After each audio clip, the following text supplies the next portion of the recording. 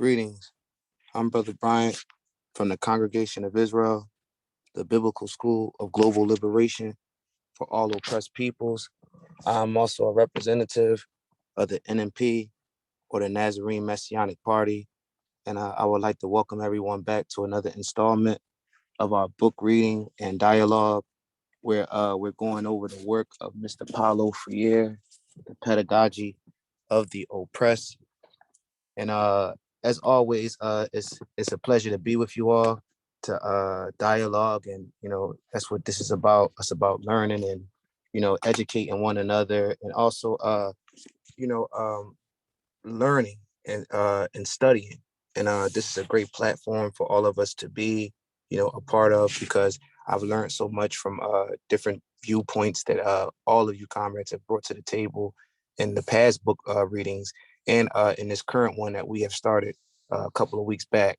But without further ado, I don't want to stand on ceremony too long here.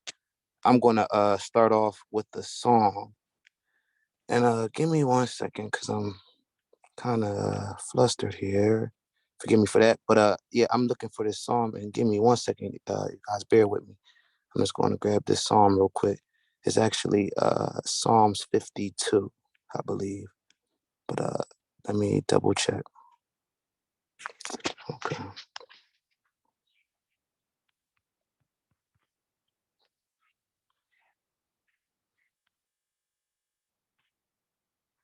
Okay, this is the book of Psalms, chapter 52, starting at verse 1. Why boastest thou thyself in mischief, O mighty man? The goodness of God endureth continually. The tongue deviseth mischiefs, like a sharp razor, working deceitfully. Thou lovest evil more than good, and lying rather than to speak righteousness. Selah. Thou lovest all devouring words, O thou deceitful tongue. God shall likewise destroy thee forever. He shall take thee away, and pluck thee out of thy dwelling place, and root thee out of the land of the living. Selah. The righteous also shall see and fear, and shall laugh at him. Lo, this is the man that made not God his strength, but trusted in the abundance of his riches, and strengthened himself in his wickedness. But I am like a green olive tree in the house of God. I trust in the mercy of God forever and ever. I will praise thee forever, because thou hast done it, and I will wait on thy name, for it is good before thy saints. That was the book of Psalms, chapter 52. Okay, so we're gonna get right into it, comrades, and viewing audience that's listening later, maybe on YouTube, as we upload these discussions, as we study and dialogue and learn. We're going to get right into it. I'm not sure where everybody else is, but we're picking up where Brother RJ had left off this evening. Now, I don't have the Brother RJ. What version is that you have of the book again, my brother? Really quick. I have the 50th anniversary version. That's right. That's so. Brother RJ, I'm not sure what version everyone else has, but I have like the regular paperback version. It almost looks like it's like a pencil, which looks like an assault rifle on the front of it. So I'm not sure if you all have that version of it. So I'm starting off actually on pages 26. But if you have RJ's version, Brother RJ, what page is that you're on?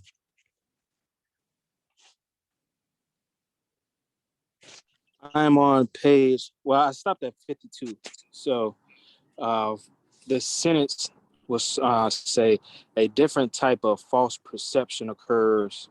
That's the paragraph that you'll be, I guess, would be started from tonight. Oh, so you're not at the I thought you were at the bottom of an affirming its necessity, no? Like I thought you stopped at where it says herein lies one of the, like, remember when the guy Lucas he quotes the French thing at the bottom. You didn't stop right there? Sorry, my phone went out. Could I'm you sorry. say that part again?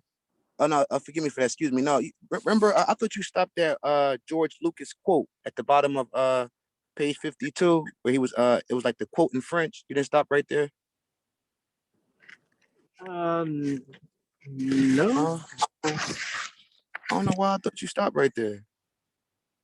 I was talking to Elder. Maybe we had it wrong. Oh no, no. I believe so. You're right. That's I see right. No, you're right. Oh, You're right. My apologies. no problem. Thank you, sir. I was like, oh man, Lord have mercy. I'm like, I got this thing all mixed up. But okay. No worries. Thank you, brother. What I'm gonna do is I'm gonna in order to regather RJ's thought process, or just what he was reading, not his thought process, because he was reading. I'm gonna start off, if you all have RJ's copy of the book, I'm gonna start off at the bottom of page 52, where it says, herein lies one of the reasons. If you have my version of the book, which is the paperback, that's page 26. I'm gonna start off right at the bottom paragraph of page 26 before we have this this remark from Mr. George Lucas in the French language. But God willing, you all can follow along, and whatever versions you have, we can get this thing together. If anybody is lost when I begin to read, please just feel free to stop me. And what I'll do is I'll I guess we'll figure out the matter. In other words, so here we go. I was making sure nobody else was coming into the room. Okay. All right. So good. Okay. It says, herein lies one of the reasons for the prohibitions and the difficulties designed to dissuade the people from critical intervention in reality. The oppressor knows full well that this intervention would not be to his interest. What is to his interest is for the people to continue in a state of submersion, impotent in the face of oppressive reality, of relevance. Here is Lucas' warning to the Revolutionary Party.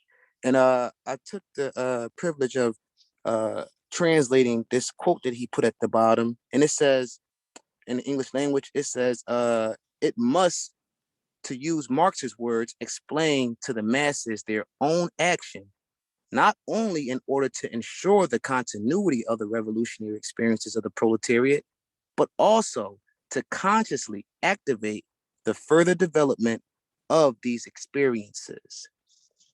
Okay, so moving along, it says, I'm sorry about that, comrades.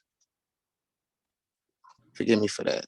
I was letting some brothers and sisters into the room. Shalom, everyone that's coming in. It says, in affirming this necessity, Peace, brother. peace. Well, Brother Josiah, my man, how are you, sir? Shalom, Hebrew, shalom. I'm all right, brother. You. Good, sir, good. It says, in affirming this necessity, Lucas is unquestionably posing the problem of critical intervention. To explain to the masses their own action is to clarify and illuminate that action, both regarding its relationship to the objective facts by which it is prompted and regarding its purposes. The more the people unveil this challenging reality, which is to be the object of their transforming action, the more critically they enter that reality. It says, in this way, they are consciously activating the subsequent development of their experiences. There would be no human action if there were no objective reality, no world to be the not I of the person and to challenge them, just as there would be no human action if humankind were not a project.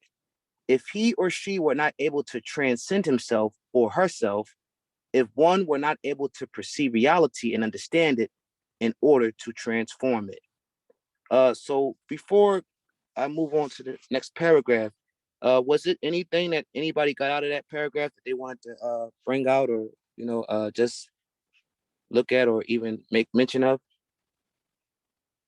Because when I finish going through the next page, I'm going to kind of like go back. I'm just trying to go through it. I'm gonna go back and bring out some points. God willing, if we have time. If not, then next week I'll bring out some points. I'm just going to kind of like read it through a little bit. Okay, so if anybody wanted to say anything, the floor is open.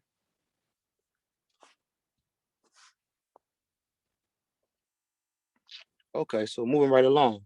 It says, in dialectical thought, world and action are intimately interdependent, but action is human only when it is not merely an occupation, but also a preoccupation. That is, when it is not dichotomized from reflection.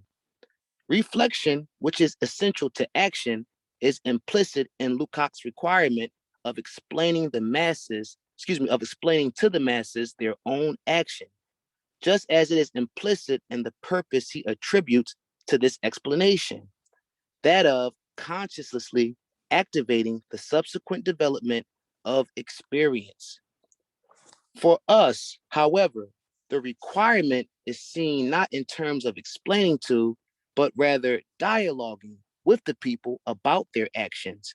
In any event, no reality transforms itself, and the duty which Lukács ascribes to the Revolutionary Party of explaining to the masses their own action coincides with our affirmation of the need for the critical intervention of the people in reality through the praxis, the pedagogy of the oppressed, which is the pedagogy of the people engaged in the fight for their own liberation, has its roots here. And those who recognize or begin to recognize themselves as oppressed must be among the developers of the pedagogy. And I just wanted to stop right there real quick because um, it was a lot said in these few paragraphs. And what I was doing this week is as I was reading this, because sometimes, I'm like a word guy. I'm a wordsmith. I'm not really good at math and stuff like that. But I like words and stuff like that. And I like to understand what the word is saying, because sometimes when a word is like too large for me, and this is just me, like when I'm reading it, I could read it through and it'll sound good, but I don't know what it's saying sometimes. And even though a lot of these words like dialectical, objective, and objective facts and objective reality, a lot of these words, we've heard these things over and over quite a few times, especially in the discussions that we have, in class, during a weekly basis. But sometimes for me, the defining of those words, it always gets lost. So sometimes what I do is I like to define. I told Brother RJ this too last week. I like to define the word so I can get a grasp of what the author is saying. Because if not, I'll just be reading and I don't know what it's saying. Not that I'm not paying attention to the class and taking notes, but sometimes just the word, and I mean, it just messed me up. So I like to go into the words that sometimes we don't use, all the time or daily. I like to define those words. And one of the words I found that was interesting was this word, pedagogy. Now I know that pedagogy is also known as a scientific method or way of teaching. But I also was looking at I think it was Merriam-Webster. It was Merriam-Webster. And I was looking at how pedagogy is also can be the synonym, excuse me, let me say the synonym of pedagogy is also education. So when we look at the word pedagogy of the oppressed, we can also, I mean, for others that are like me, that, words that kind of throw you off, we can also interpret it as the education of the oppressed, or educating the oppressed peoples. And around the what's that? I say at the top of page 27, which will probably be page 53 in you guys' book. I'm not sure how it's set up, but I'm going around to the first paragraph, and it says it says there would be no human action if there were no objective reality, no world to be the not I of the person and to challenge them, just as there would be no human action if humankind were not a project, if he or she were not able to transcend himself or herself, if one were not able to perceive reality and understand it in order to transform it. So what I kind of thought about was just like simple ways to make this, just make sense to me. And I start to realize that I had to figure out again, after RJ told me, I had to start to go back again with this objective reality or this objective fact. And this is what I started to get from objective, just the word objective. I was looking at the Merriam-Webster's definition of it, and I'm looking at objective underneath the term of an adjective, or underneath the guise of an adjective. And here we go. Objective reality. It says of, relating to, or being an object, phenomenon. This is the part I like though. Notice it says or condition in the realm of sensible experience, independent of individual thought and perceptible by all observers. So when Mr. Freire or any other of the revolutionaries, when they start speaking about this objective reality, it's not just like we was talking about last week with the subjectivism and all that. It's not just something that I can see, or it's not something that just, independent of my thought.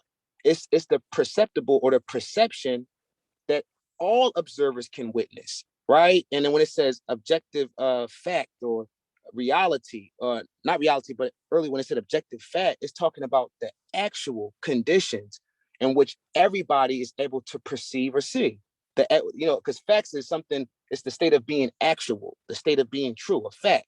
So the objective fact is, or the condition or the perception of reality that is actual, which we can all see, is the reality of oppression, right? So the objective reality, and he goes on in the first paragraph to say, the second paragraph, or the first paragraph, it says, I'm skipping up a little bit sentences, but it says, the more the people unveil this challenge in reality, which is to be the object of their transforming action.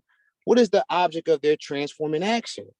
The object is this oppressive, or again, these conditions, right? The objective, it says the object. It's just the object is just a derivative, or objective is a derivative of the word object. So the object of their transforming action. What is the object of their transforming action? This challenging reality.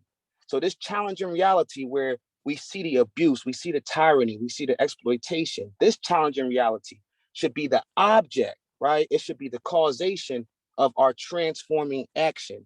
And then for some reason, I know we all hear the word action all the time, but me, I had to say, well, let me get another grasp of the word action. So, and I know this probably seemed elementary to a lot of people, but it helped me because I like to make it make sense. Like again, I'll be reading fast, and I really won't get what I'm reading unless I define it. So we see this object as these conditions that are able to be perceived by all observers, not just me. It's not like just like I'm thinking of the number 5. So you don't know what I'm thinking right now. I mean, I could be thinking about hot rods and speedboats, you know what I mean? But I could tell you I'm thinking, but that's subjective. You don't know what I'm thinking, right? But when we talk about objectivism or objective reality, it's conditions in which all observers are able to perceive, or is perceptible by all individuals, right? And that's why it's called objective fact or objective reality. Objective fact, a fact of an actuality, a state of being, something that's undeniable. So when I was looking at this action though, because he mentioned, I want to go back. He mentioned the more people unveil this challenging reality, which is to be the object of their transforming action. I wanted to see, what did he mean by a transforming action? The more critically they enter that reality. So it's something that's going to make us act. And it's just elementary. I'm going to go through it real quick about this word action, but I'm looking at action underneath the term of a noun, and it says a thing done or a deed. It also could mean actions in plural, behavior or conduct. So it says to explain, again, going on, skipping up a few more sentences, it says to explain to the masses their own actions, or to explain to the masses their behaviors and their conduct, is to clarify and illuminate that action, or illuminate that behavior and that conduct.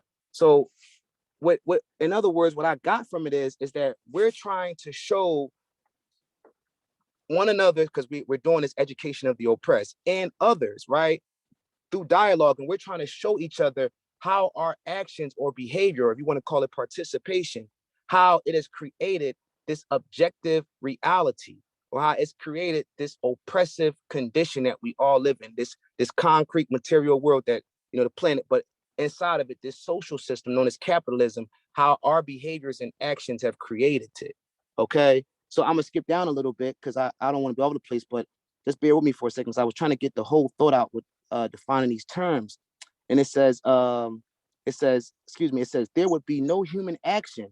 So there would be no deeds. There would be no behavior or conduct if there was no objective reality. If there was no conditions, if there was no conditions of oppression or abuse, right, there would be no actions, right? But it has to, in other words, he's going to go on and explain it. But in other words, there has to be a response from human beings because of the conditions that we all can perceive, these exploitive conditions that we all get the backdraft from. So if what he's arguing is, there would be no human action if there was no objective reality, no world to be. The not I is the subjective person, right? Of the person, and to challenge them.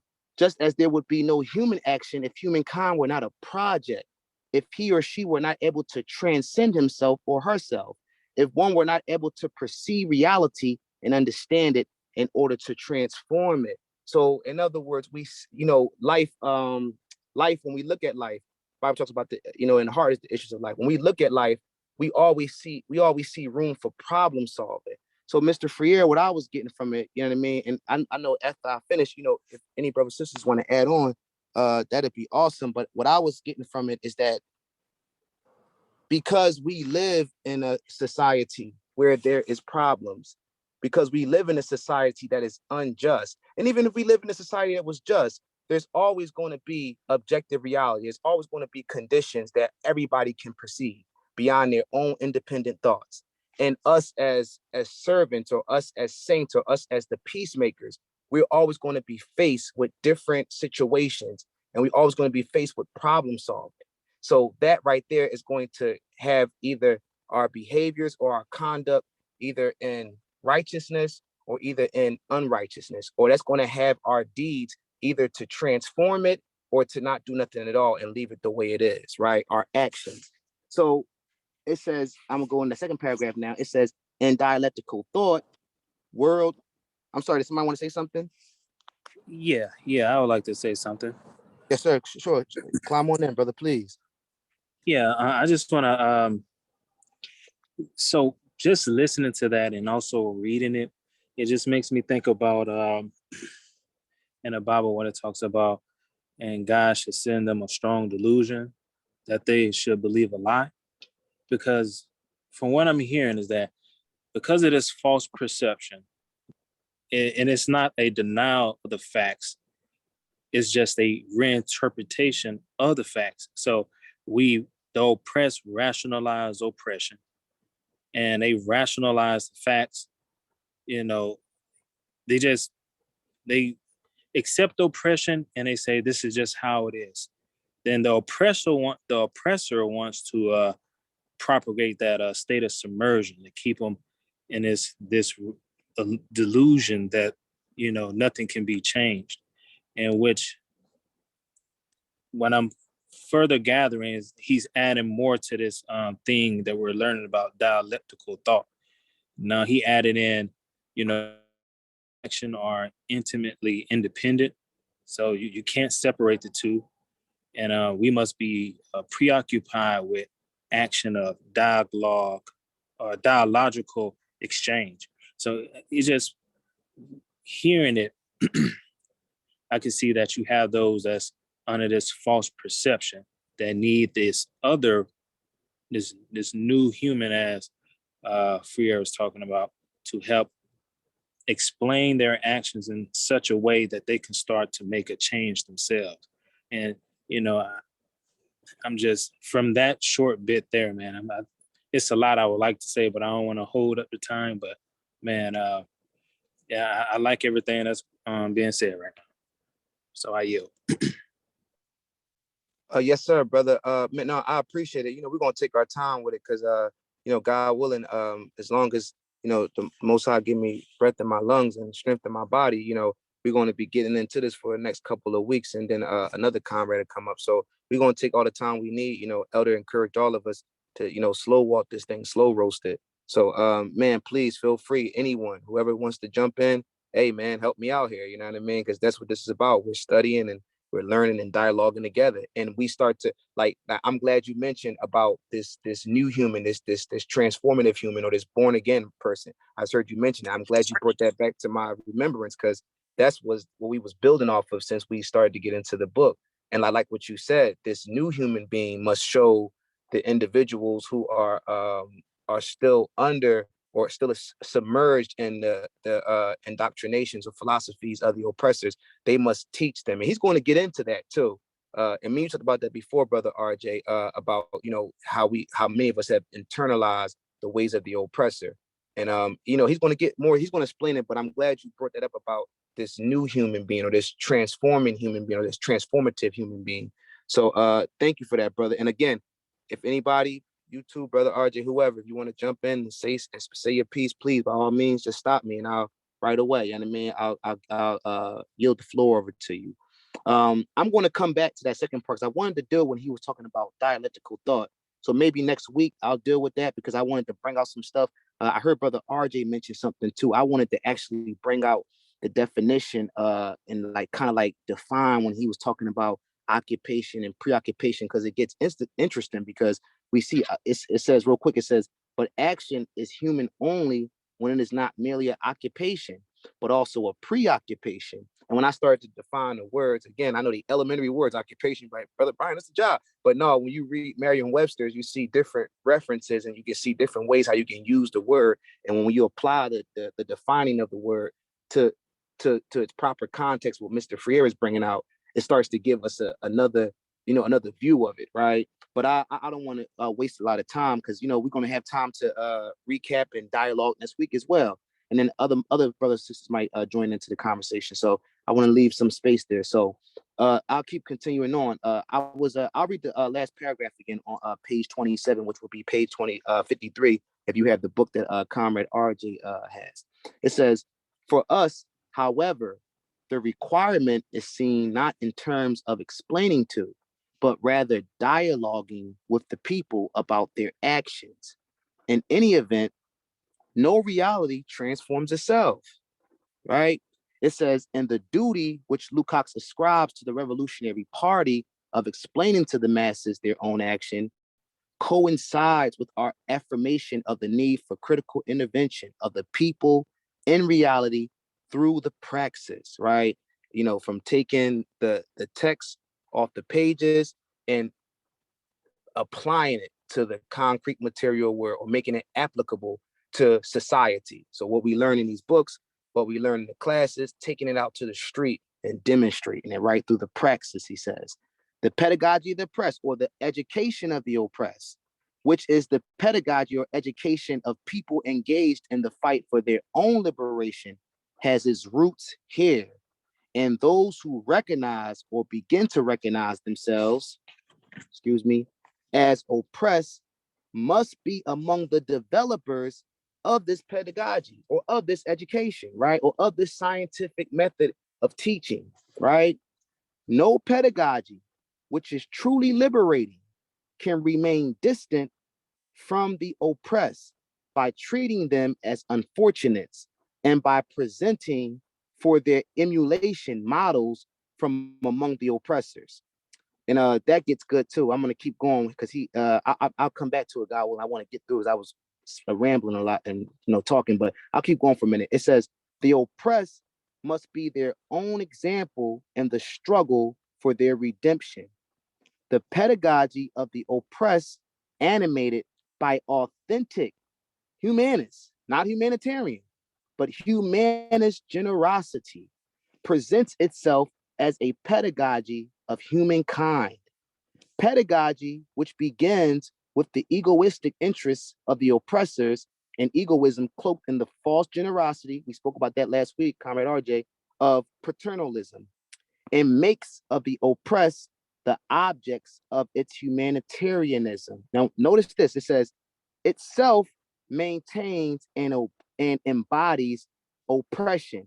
It is an instrument of dehumanization. And really quick, why? Because he's telling you that he said earlier on, he mentioned, he said, let me get it. It says, no pedagogy, which is truly liberating, can remain distant from the oppressed by treating them as unfortunate. So if it's truly liberating, you just can't treat these oppressed people as just these unfortunate, okay, that is unfortunate. No, you can't do that, right? It's not going to work. Now notice, watch what he says.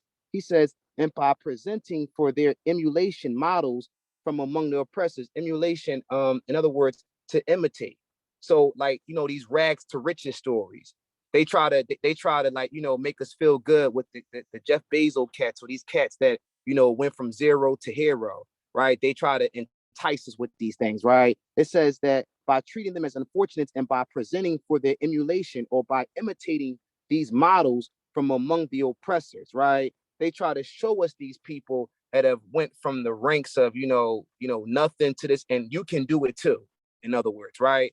He's saying no, because he's going to show you why. He said, watch this. He said the oppressed must be their own example in the struggle for redemption, because they try to give us this narrative that, oh, you can make it, and then what happens? Somebody wanted to say something?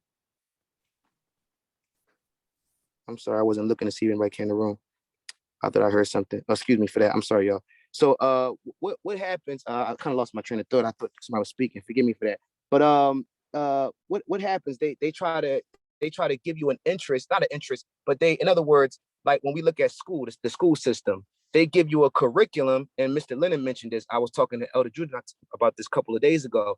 And the curriculum that they give you, it creates the individual or to act in a desired manner that the capitalists want, right? So they want you to, they want to be they want to give you these imitation models, right, from among the oppressors. They want to show you that these guys that used to be nothing, that used to be in our condition, used to be abused, used to be exploited, they want to show you how they made it, and this is the example, right? You can do it too. But Mr. Freire says no, the oppressed must be their own example in the struggle for their redemption, because they try to teach us that, this redemption, or this, in other words, for lack of a better phrase, this phoenix rising, right? Or this, coming up out of the ashes, this redemption, right? It happens when, you become the next exploiter or oppressor, when you become the next titan, when you become the next juggernaut in society, right? Capital juggernaut. So, be like us, and, this is your redemption. But Mr. Freire says no. He says the oppressed,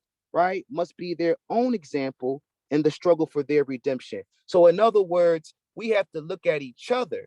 We have to look at each other. How did I go from this point, right, to being uneducated, from this point to having a business, and my business was actually exploiting, my business was actually robbing people, right? Not me per se, but I'm saying hypothetically speaking in general. And now my business is actually doing acts or works of equity or righteousness. My business is now turning over righteousness, or turning over justice. This is what we need to show people. We need to show the oppressed, the others that need the education, to say, look, we don't have to become landlords. We don't have to become rulers. We don't have to become dominators. No, we can have our businesses. We can have our resources, but we can also distribute them equally and fairly. We have to redeem ourselves. We can't use their model, because their model only teaches us oppression.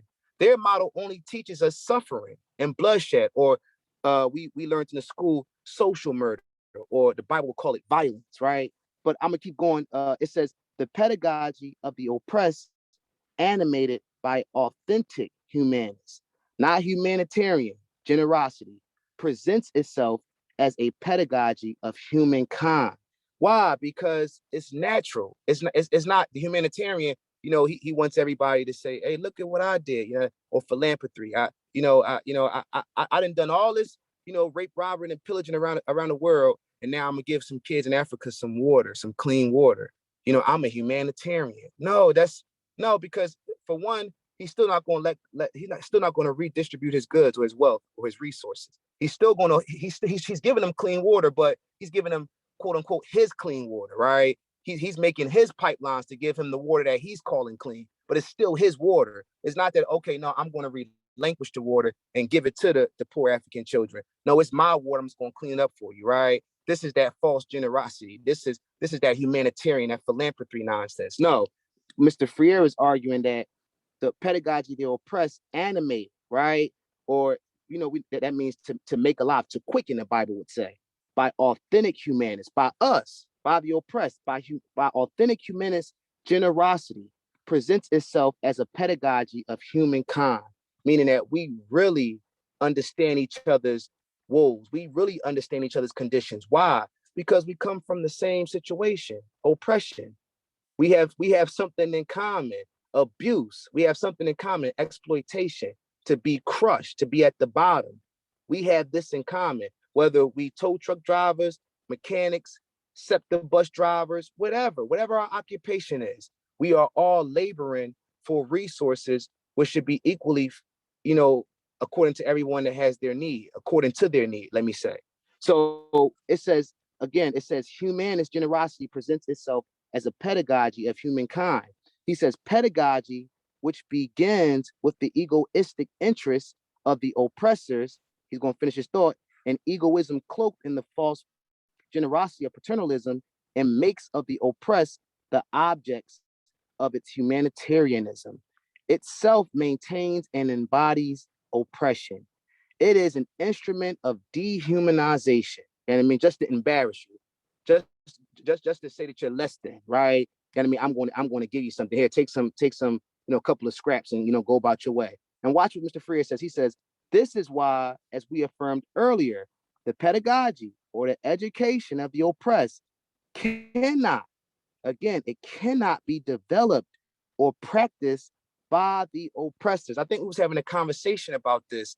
Comrade Kevin was on, and a couple other comrades, and we was all talking about this last week. I think we was having a conversation about this, about how the oppressor cannot develop. He cannot develop this this transformative reality for the oppressed. And he's going to explain why. Let me keep going.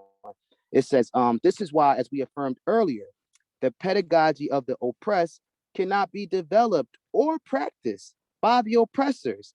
It would be a contradiction in terms if the oppressors not only defended, but actually implemented a liberating education or a liberating pedagogy, right?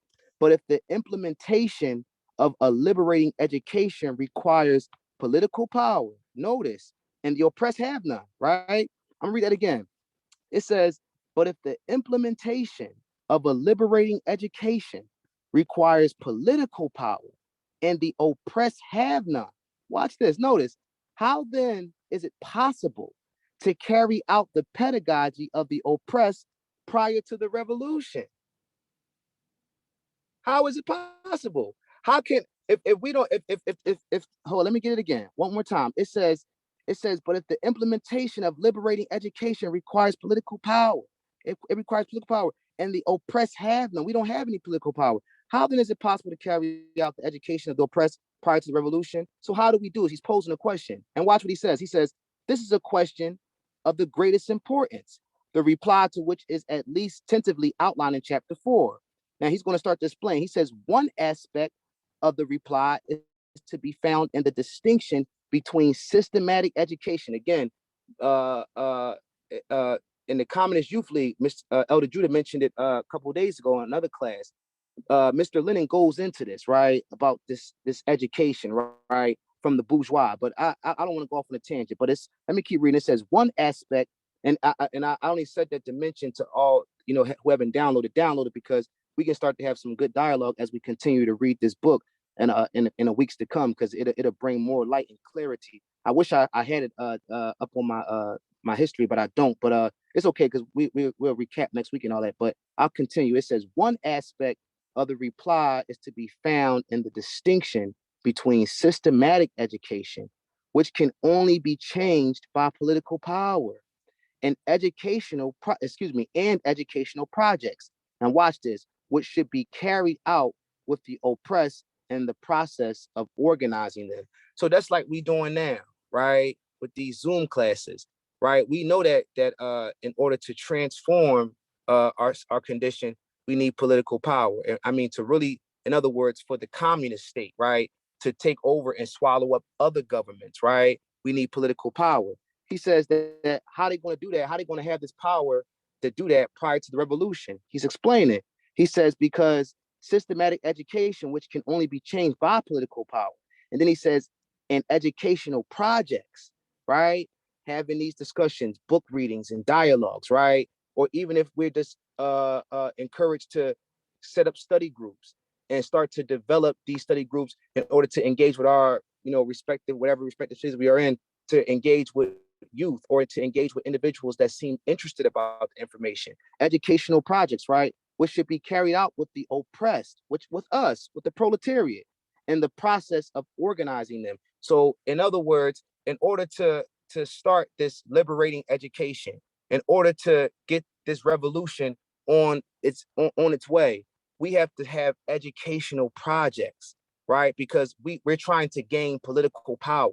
And in order to gain political power, in order to even be in the realm of politics, we have to have education. In order to cultivate a communist society, right, we have to have education. What kind of education? political education. And who needs this education?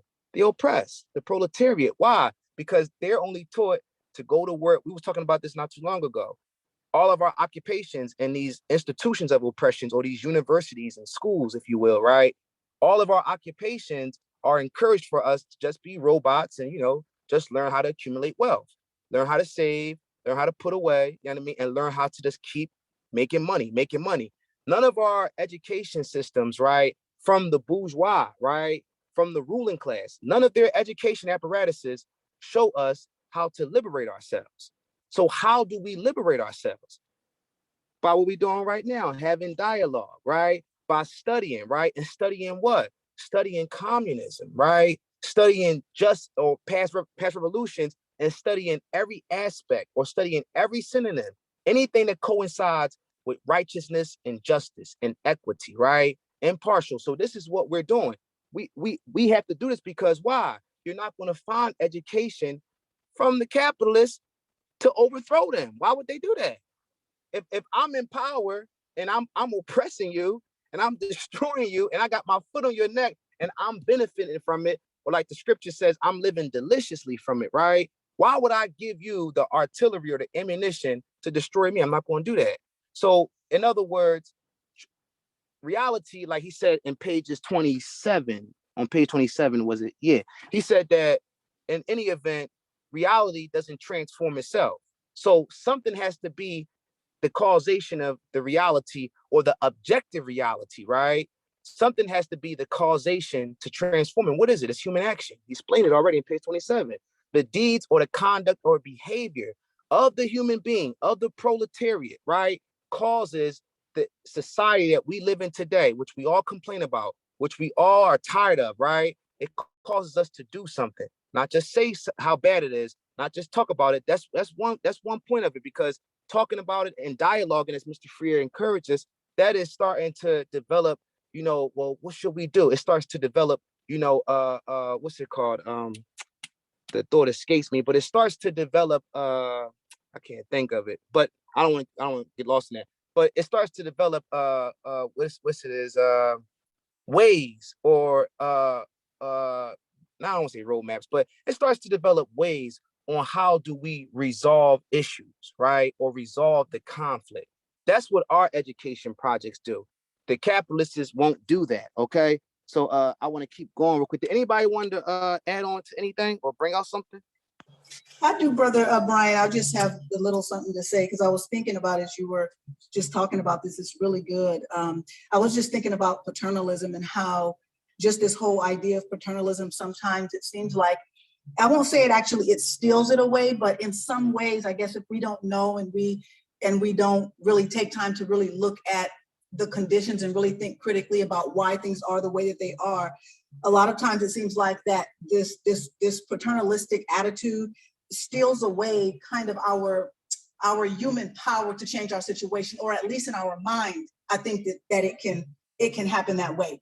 And even as you were talking, I was just kind of thinking about our political system now. I mean, it's almost like Western media, they always want you to look at, oh, what can this representative do for you, and what can that representative do for you? And it's still this kind of paternalistic thing, while like we're looking for, or we're looking to someone to do something for us, instead of realizing that as human beings, as we oppress, that we actually are empowered to change our conditions ourselves, instead of looking for or to someone to do it. It kind of keeps us in that oppressed state.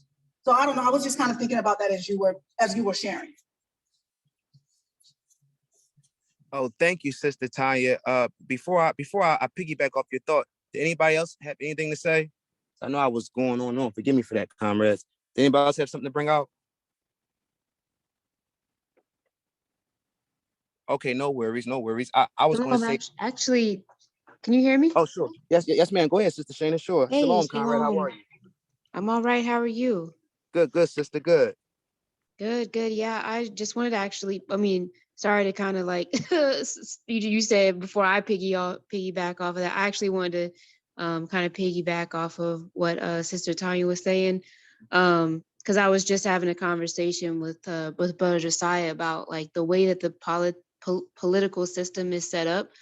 And in some ways, like we as the people, we do have the power But because we're so uneducated, we don't know how to wield that power. And so the representatives, they are public servants, or at least they're supposed to be. But because we're so ignorant and we don't pay attention to these things and we don't care about politics, we care about the games and we care about the alcohol and we care about the everything else. And that is why we are so out of the loop and why we are so, it's not that we're incapacitated to be able to change our situation. We are just uneducated to. So the Brother Sai just said something where he said, you said it was, yeah, Thomas wrote it into the Constitution. Like, it is actually within our power to, kick them out if they ain't doing what we want. And that's I think that's also designed by the oppressors to keep it that way, that we don't really know what's going on, so that the people who keep on voting, representatives and senators and presidents into power, they are just kind of they are already kind of indoctrinated into the bourgeoisie side. So they just put in the power, who's going to keep, being according to their interests. And then they send their lobbyists after anybody who isn't quite where they want them to be, or, to get even more policies in their favor. And that's the thing. Like, we, the people, do have that power. We have the ability to vote people in or out. And like, I think that's, I think about it, how Elder Judah really pushes this thing about voting. Like, it is important. We need to know how to use this power. And that's, part of what I see even with the education of the oppressed, or the pedagogy of the oppressed. Like, we have to understand where like what our position is actually, and specifically in America. I just think that the political system, or setup, I should say, is actually in our benefit. I mean, the economic system is not, but politically, like, we do have power. If we know that we have power, we know it says that he says, Mr. Fieri says, we can't change the systemic education without the political power. And he says basically we don't have it. But I would argue we do have political power. We just don't know how to use it. So, and it seems like we don't. But I think if we were educated and we knew how to use it, then we could be voting people into office who actually represent our wants and our needs and, our ideals for how we want to see society. But, that's only accomplished as a collective. So that's kind of why, I can see how this can completely transform a society if we're educated and if we are on the same page about it. So I just wanted to kind of throw that in there. I yield. Yes, ma'am. No, I'm glad you stepped in and piggyback, because I mean, you was reading my mind. Everything you said was on point. And what did Brother Josiah said? He said that what Thomas Jefferson mentioned, that we had the power to do what? I'm sorry, I didn't catch that. Yeah, I had read it in a book when I was at the library. It was in a Constitution book. And he talked about how the fathers had wrote that into the Constitution, that they wanted that. They wanted, if the government wasn't using their position correctly, they wanted to write it in there for them to be able to be overthrown, basically. So it's there, and that's what I was thinking about when you're talking about it's an education and organizing away from being able to do that. But they did write that in there, in that for us. So they have given us the keys in some ways to help us to be able to do that. And what's so awesome about you bringing that point out, because it goes to show what Mr. Freire says, the oppressor, trying to, in other words, liberate us, it'll never be genuine. It'll just be a contradiction. It's never going to be a circumstance, or it's never going to be the push for him to try to, get us out of our condition. It's only going to happen when we study, or like you were saying last night, Brother Josiah, when we give ourselves to study. I think that's a better expression of it. We're totally, that's what I wanted to bring out, that word, preoccupied. It means being immersed in something, or totally engulfed or engrossed in something. When we're preoccupied with studying revolutions, when we're preoccupied on studying the world, like Mr. Lennon told us, or when we're preoccupied with studying or learning the different arguments, because the capitalists come with some, they come with a hell of a lot of good arguments. You know what I mean? And if you're not, founded upon, sure ground, they'll do a number on you. They'll have you out there, you know what I mean, bugging and tripping. So, you know, it takes us. I'm sorry, say it again, brother. Excuse me. No, I said that's true. Oh, yes, sir. Yes, sir. Yeah, and it's, you know, it's up. We start to see that the power is in our hands. Because I was thinking about something, and I want to continue to read. I don't want to get off on the tangent like I do, because you know what I mean. Forgive me for that, but it's interesting how we, you know, we have this notion that we can't do anything, but the John Deere tractors and the railroads, and I mean, we see all the expediting going on, right? Box trucks, our actions, right? Our human actions that we have been doing thus far is creating that reality. See, when the subject of, oh, we can change this comes up, you know, you got the doubtful Thomas, I would call him, right? Oh, we can't do that. No, man, that's just, no, leave it up to God, right? That's what we've been taught. And not in just religious circles, even in people that have been, people that have been made martyrs. We've seen what happened to our heroes, the gentlemen and the women that have stood up for the struggle for liberation. We've seen their end and how, how their demise came about. Some of them were murdered, all kind of stuff. So it's a lot of things used in order to deter us from the revolution or from this redemptive struggle or from this social renovation. There's a lot of things put in front of us, right? But I start to really, notice that everything we see, I mean, everything is a direct cause of our participation, our human action. All the oppression, all the violence, all the exploitation is because of what we're doing right now. So what if we just took a little bit of our time, right? Or just a lot of bit of our time, you know what I mean, if you will, and really started to put that towards just studying. And then after we study, he mentioned praxis.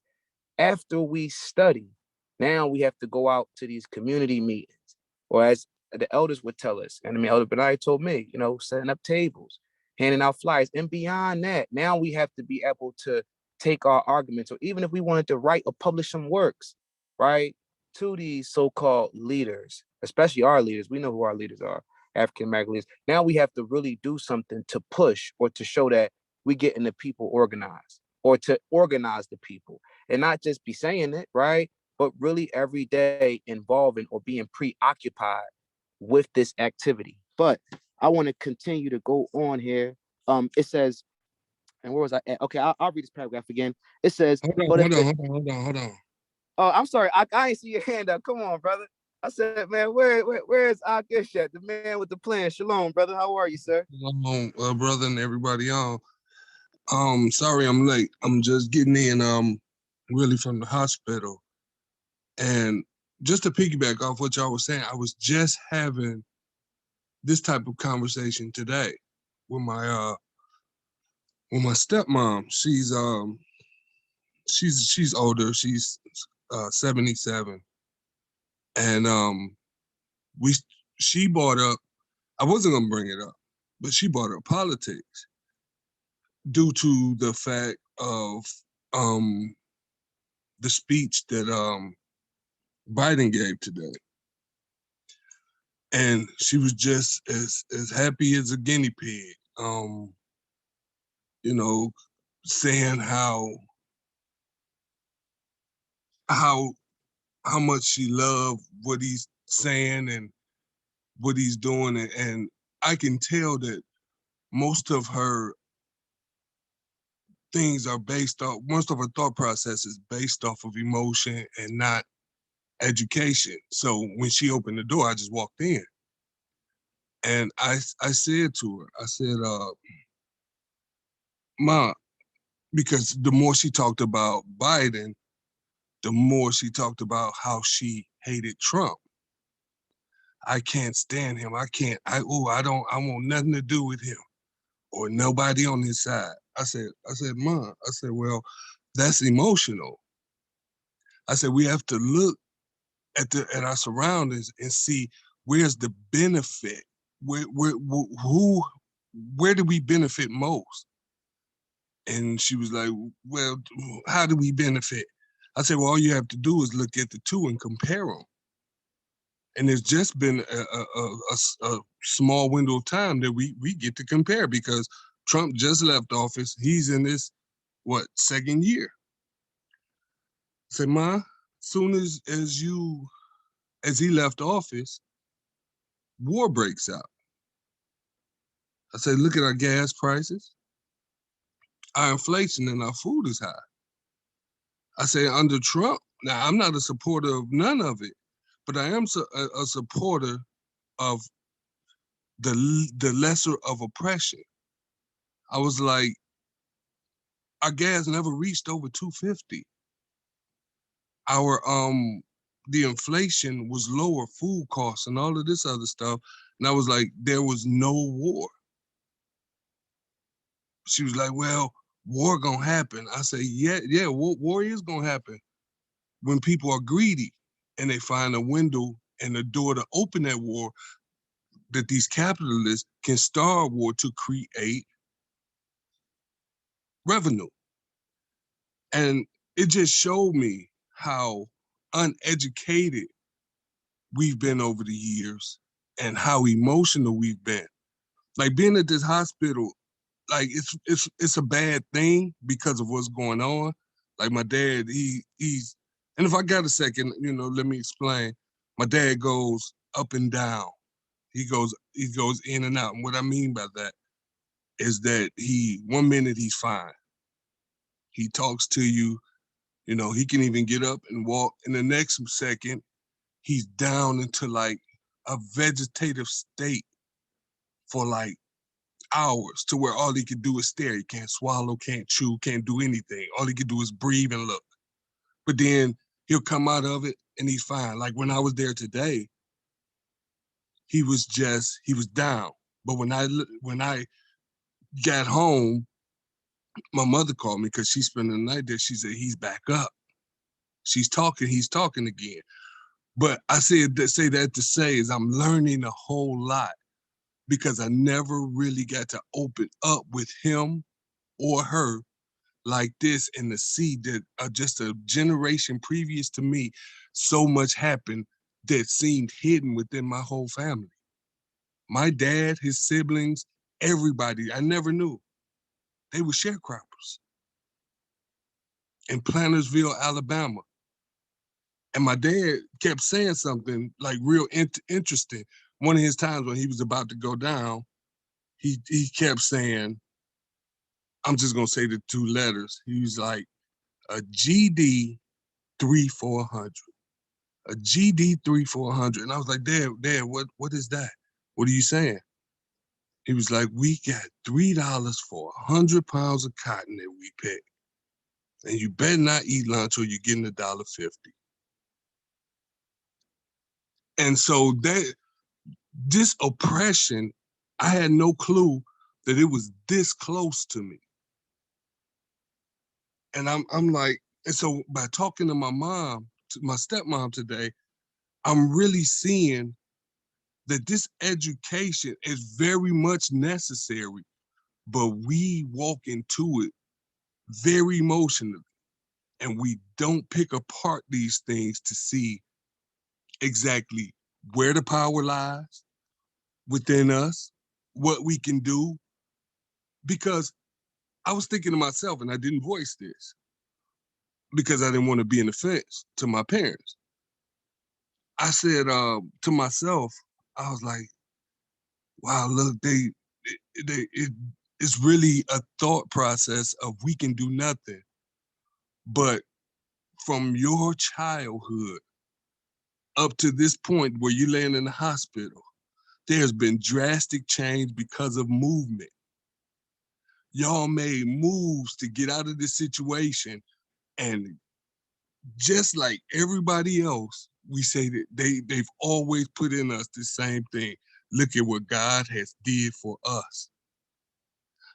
Absolutely. But how about looking at what God has done through you? All of those moves, from being a sharecropper, leaving Plantersville, Alabama, the place that you were born at 12 years old, no education, going up to Cincinnati, leaving there, coming up to Detroit, having offspring, having this, that, and the other. You had to make moves and decisions in order to progress to where you at now, to now you're 72, going through health crisis as an elder.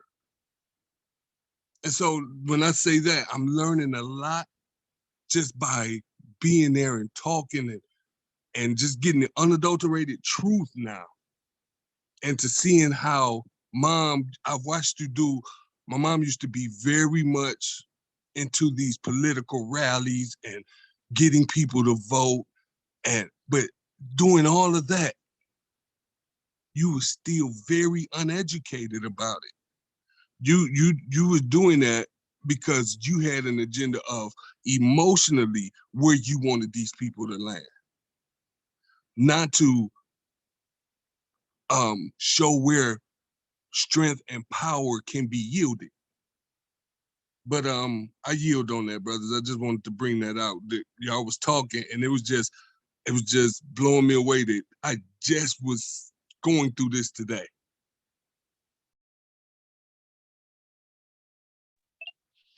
Yes, sir, brother. Yes, sir. I appreciate that, man. A lot of insightful things were said. It's interesting. Yeah, sometimes I think our elders, like how the scripture says they had a zeal for God, but not according to knowledge.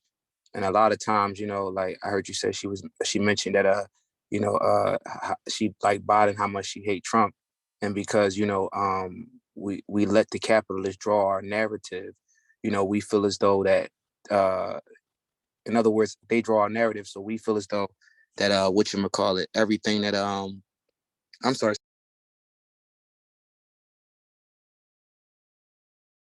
You went silent, brother.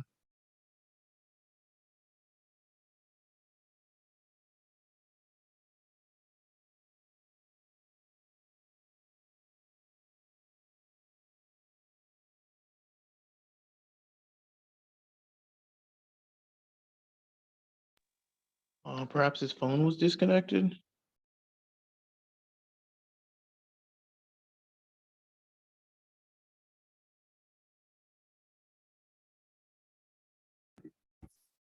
Yeah, it looks like, oh, here he comes.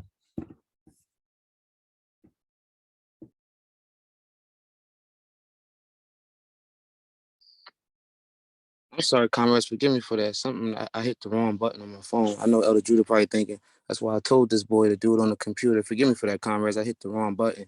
But but no, I was just saying, I had the same situation. I don't want to go off on a tangent. I had the same situation with my grandfather. He had passed away yesterday morning, and in his life, the same thing. Worked at the ice factory all his life, and I was telling Elder Judah, it's something how a lot of times, we see reality and we see the oppression, but not being able to do nothing about it. It causes us to pass, or it causes us to go to sleep, or pass away. But what I'm saying is Mhm. that, yeah, you're absolutely correct there. But what I'm saying is that we've adopted the practice of not educating ourselves towards our benefit about, okay, yeah, we understand that, and it's always been said amongst our people, the power is in the vote. And this is why years ago I quit voting, because it seemed like there was no power, because the people were just holding on to the narrative that is power in voting, but they're voting emotionally. They're not voting to the point to where the power is truly within us and we can yield our power and make the oppressors begin to sway to our benefit. And so I just saw that tonight, that this is still the remnant of that generation and of that mindset that I hate him, I don't want to hear nothing he has to say. But mind you, just benefited off of 4 years of lower gas, no war, lower inflation. Okay, yeah, he was a lot vulgar, but that's not. Listen, I don't know that. I don't know him like that. You answer to your God about all that, but when it comes down to it, I know the benefit to those that are oppressed was more in the favor with the last president, the last political, i.e. political party, than the one now. I'm watching people worry like a mug now. And there, a lot more complaining. And it's not about, he said, grab her. It's not about hitting and or in your face racism. It's not that. This is about empty stomachs. This is about that, like real oppression, not just vulgar talk and mindsets and the exposure of how much of racism is still prevalent in America and is right in your face now. No, we ain't dealing with that right now. They've hidden that again, and they brought forth this oppressive state in which people are really beginning to suffer, and I'm watching it every day. So, that's what I'm saying, that they're holding on, that people are still holding on to this lack of education. We're like, it's 13 of us on here now. We're trying to be educated on what we can do, where our power lies, because we understand the Hebrew God of the Bible that is behind us. So we're trying to work with him as he works through us. And we need everyone to pick up this mantra and begin to do that. I yield. Yes, sir, brother. Yes, sir. Anybody want to bring out anything else? Yeah, I just want to say that the Bible says we will destroy for a lack of knowledge. And because we lack knowledge in a particular area, the oppressor have his way with us. We don't have any knowledge, so many of our brothers and sisters believe what's said, and they just take it at face value. And they believe in the system, so they'll believe in the lie, and they'll just reinterpret this fact. Again, to go back to that false perception. And a lot of times we just want to be seen doing something, but that real work come in is like the work that's being done isn't actually doing any type of transformation. I haven't voted in a while with politics. I do some things locally because I understand what we need here locally. And I think a lot of us miss that approach. We always look at the national, but it's like, what are those things that need to be done in your community? And, both parties prey on us because we lack knowledge. They only use us they sway us from side to side to get us to vote, What you're saying something, brother? No, I was just in agreement with you on that, what you just brought out. Yeah, it's how it is, man. And we definitely have to educate them, but it's, we have to do it in a way because we're kind of stuck in this whole, it's like we search, taking to scripture a little bit, like Israel wants a leader, want that one person to do all the, the leading, when it's supposed to really be each one of us individually leading and pushing for this cause and becoming a liberator. But for some reason, we don't approach it that way. We look for the one person and we put everything in their lap, and it give us the confidence that we can blame it on somebody else and not look at ourselves. So with that, I yield. And just real quick, maybe we have to pick up the old saying that we've always heard all our lives. It's not personal, it's business. Like Brother RJ said, both sides. And I included this. I said this to my mom today. I said, Mom, why is it only two political parties? She was like, what are you talking about? I was like, there are only two political parties and the poor can never run. You have to be rich to even enter that circuit. It's a dictatorship. I said, Mom, I said, why? I said, there's never been a poor person in history that has great ideas that could be useful to all of humanity. I was like, we read the Bible every day. That was one poor man who had the best ideas ever.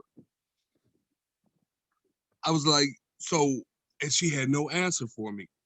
And, you know, I didn't, like I say, I didn't want to dig too hard because I seen that it was starting to go somewhere else. And she was, you know, she's a little older, and I have to keep that in mind that she, you know, I don't want to upset her.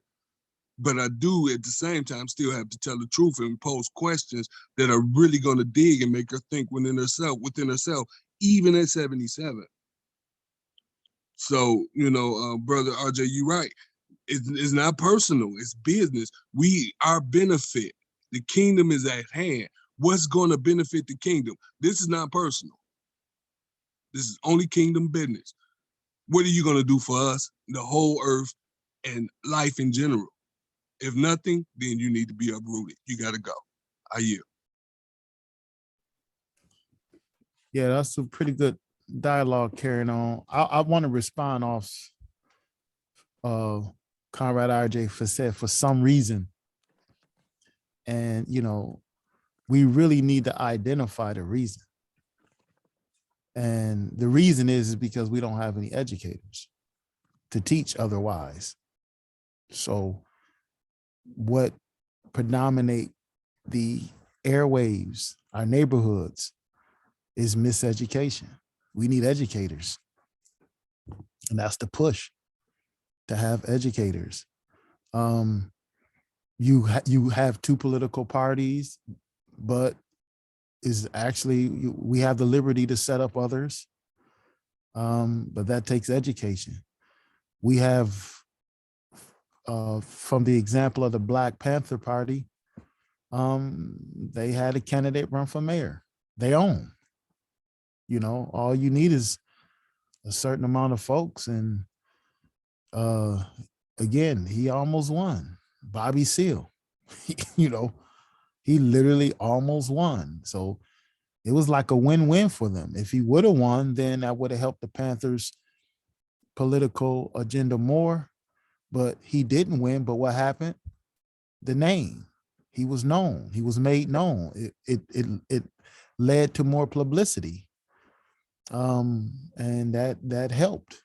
And the only way that the government was able to respond was violently. But we know the Panthers' mistake is that they gave the opportunity.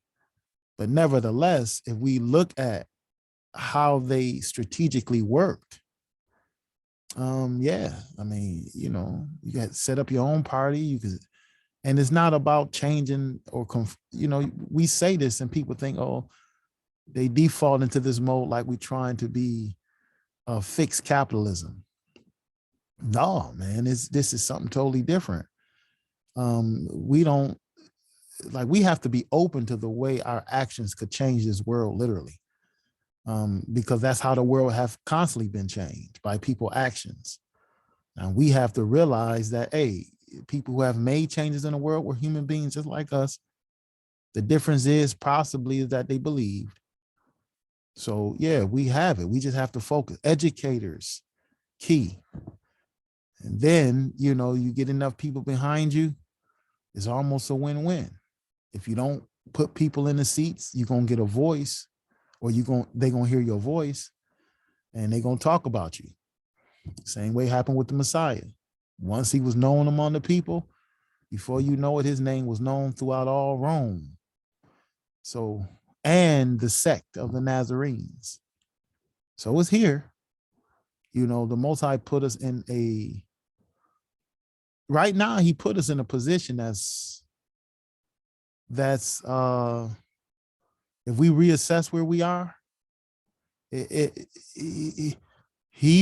don't know, I don't even have the word for it right now, but the position he have us in is almost like, if we don't do nothing with it, then, you know, we the fool.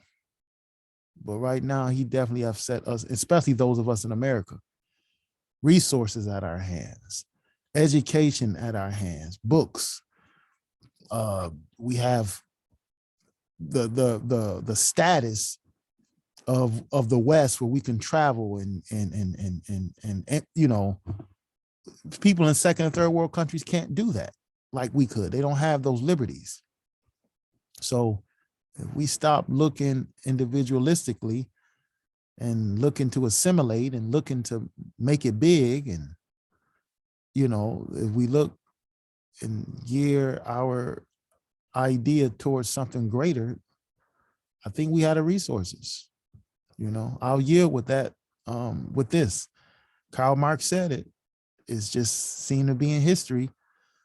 The bourgeoisie or the capitalist class will provide the working people or the proletariat with the tools needed to overthrow them. And that's actually true. I'll yield. Every time I think about that statement, it's funny. I think about the teachings that we did with the lessons in Romans, and how you was bringing out that subversive nature of the apostles. You know how, you know, they had a gospel of good news. The apostles said they had, so they undermined everything. They actually draw it from the different practices, or they draw it from the different establishments that the Romans had, and they used that to almost, you know, reintroduce another ideal. I mean, using the same format, but, you know, bringing another ideal to it, and that's real good as far as when it comes to teaching. It's you know, it becomes interesting when I'm telling you that I got a gospel too. You know what I mean? That gospel's to the rich and to the kings, but my gospel to the poor people. Stuff, I mean, at least for me, stuff like that always catches my ear. So it's about that creativity. You know, Yeah. how do we engage? How do we make it fun? I'm sorry, excuse me. No, that's good. I was just confirming. And most of all, one of the great benefits of Roman dominion and its lust for trade and dominion was its building of roads. And that's what Paul used. That was key. It was those roads and pathways so the military can move swiftly, so trade can move swiftly. The apostles took full advantage of that. You know, it was built for commerce and militarism, but them roads were paved. And it was so much they were able to accomplish simply by that alone. It was amazing. And they used it for their benefit. Yep, yeah. It's just when you assess what you have around you and you realize what the mission is, you can, you know, through the grace of God, you know, we can be creative. I'll yield.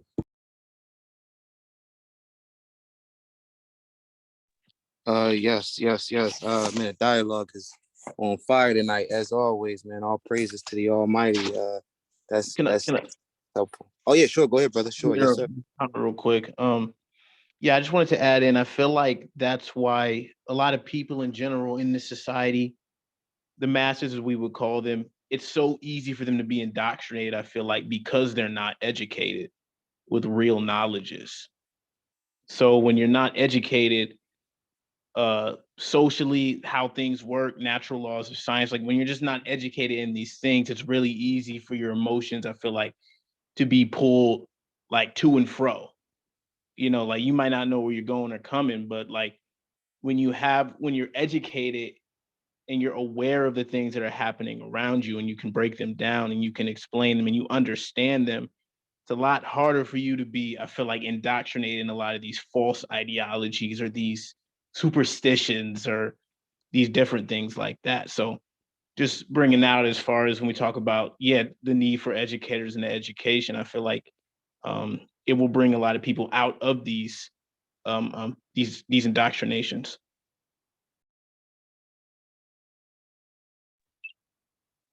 Yes, sir. Good stuff, man. Good stuff. Good stuff, y'all. Good stuff. And I'm telling y'all, we gonna get it in, you know what I mean? But everything y'all saying, as soon as we get out this joint this evening, I gotta go back and look at that Youth Communist League, because it's propelling us into that. Like, what do we learn? And how Elder Judah was explained to me, we actually, you know, we study the revolutionaries and past revolutions, but we actually start to study the world, right? We actually start to study capitalism. That's what Mr. Marx did. Mr. Marx is actually, when you read Das Kapital, he's actually doing an analysis on how the system works in order to be able to refute all the contradictions in it. So we have to, like the Art of War, and Nashawn was telling me this earlier. The first thing about the Art of War is know thy enemy. So we have to use the things that the capitalists have oppressed us with and learn how they work, learn how are they oppressing us. And like Mr. Freire mentioned on page 27, learn, he said, to explain to the masses their own action is to clarify and illuminate that action. I mean, both regarding its relationship to the objective facts by which it was prompted and regarding its purposes. So we have to learn we have to learn our position and what's going on. And then once we learn our position, what's going on, we have to learn how did it come to this point? And I mean, what have we been doing to, in other words, find ourselves in this condition? And now, when we find ourselves in this condition, only way we can do that is by studying, right? And studying everything around us, studying everything in the society. And when we do that, we'll be at this transforming action. Or in other words, as he said, where is it? He said that I want to get it because it's awesome. He said, Lord have mercy, I just had it. Okay, yeah, he says, the more the people unveil this challenging reality, right, which is to be the object of their transforming action. So the more we uncover her nakedness, as the scripture is saying, right, the more we shed light or illuminate how this system causes one man's son to wear a gold chain, but another man's son dies for the gold chain, right? The more we uncover this, right, the more we uncover these injustices, right, then that object or this challenging reality, it'll cause us to transform, right? And our experiences with doing this and our experiences in the practice or our experiences and actually being involved in the revolution, actually being involved in the work is which will make us the educators. It will also allow us to educate other oppressed people who want to join on and participate in this social renovation. Did anybody else want to bring something out? Okay, so I'm moving right along. No. One last thing, brother. Sure, brother. Sure. No, take your time, brother. Take your time. And we keep saying one last thing. And yeah, we know that ain't true, right? We can't help ourselves, man. Yeah, man, we doing the Lord's business, so we got time, man. Go ahead, brother. Yeah, it was very insightful that Brother Judah came in and said what you just finished off saying about where we're lacking are the educators. We are, and I'm sure, like we always say, we don't know what the Most High has, because even Elijah thought he was by himself. And so if we thinking that we're by ourselves, like I said, there's 13 right here. You better believe there's more in other places. And so we are learning to become these educators and not to work off of this emotion that we watched. Go close that door. That we watched the generation previous to us functioning.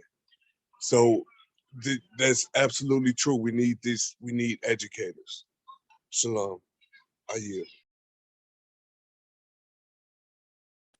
Yes, sir. Yes, sir. So we're gonna get back into this. We're gonna try to because I'm not sure what time you guys want to stop. So Elder, you know how I am, man. I'm a runaway train. So whenever you feel as though that you wanna stop me, just let me know. If not, I'll keep reading and we'll keep dialogue. And we're at the 10 o'clock hour now, brothers and sisters, 8 minutes after 10. And we really I'm being edified. I'm hoping others are being edified, and I'm being encouraged as well. And I hope you guys are being encouraged, because this is where it's at. This is the grassroots. This is what it looks like. This is what it sounds like. And we believe through the grace of God that what we're doing is pleasing. It's a sweet savor in the nostrils of the Lord. Right. So let's continue on with this. It says, but if the implementation of a liberating education requires political power, and the oppressed have none, how then is it possible to carry out the pedagogy of the oppressed prior to the revolution? This is a question of the greatest importance, The reply to which is at least tentatively outlined in chapter 4. One aspect of the reply is to be found in the distinction between systematic education. We can only be changed by which can only be changed by political power. I'm sorry for that. And educational projects, which should be carried out with the oppressed in the process of organizing them. The pedagogy of the oppressed, or again, the education of the oppressed, as a humanist and libertarian pedagogy, has two distinct stages. In the first, the oppressed unveil the world of oppression and through the praxis commit themselves to its transformation. And he's actually helping us here on one of the stages of what we should go about doing, right?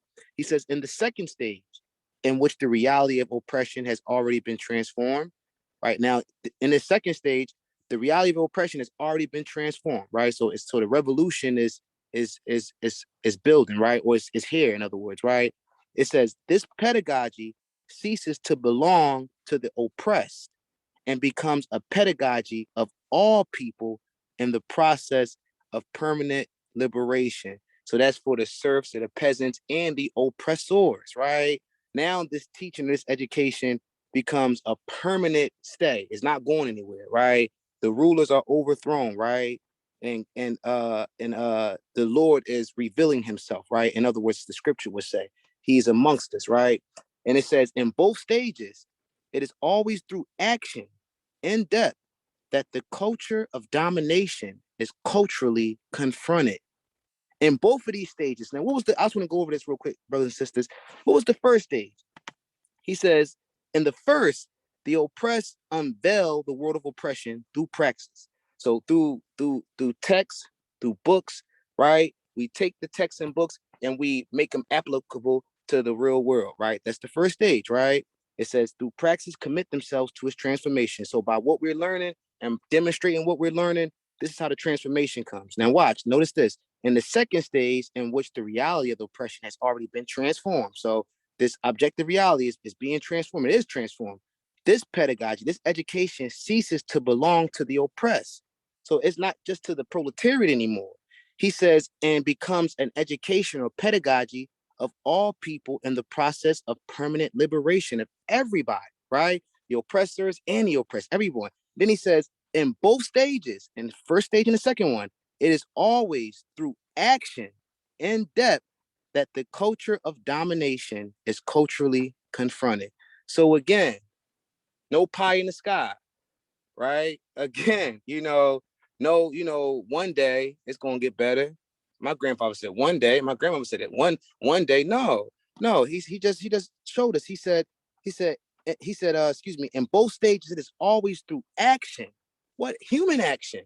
It's always through the behaviors, or it's always through the deeds, right? It's always through the function of a body member or a body part doing something, right?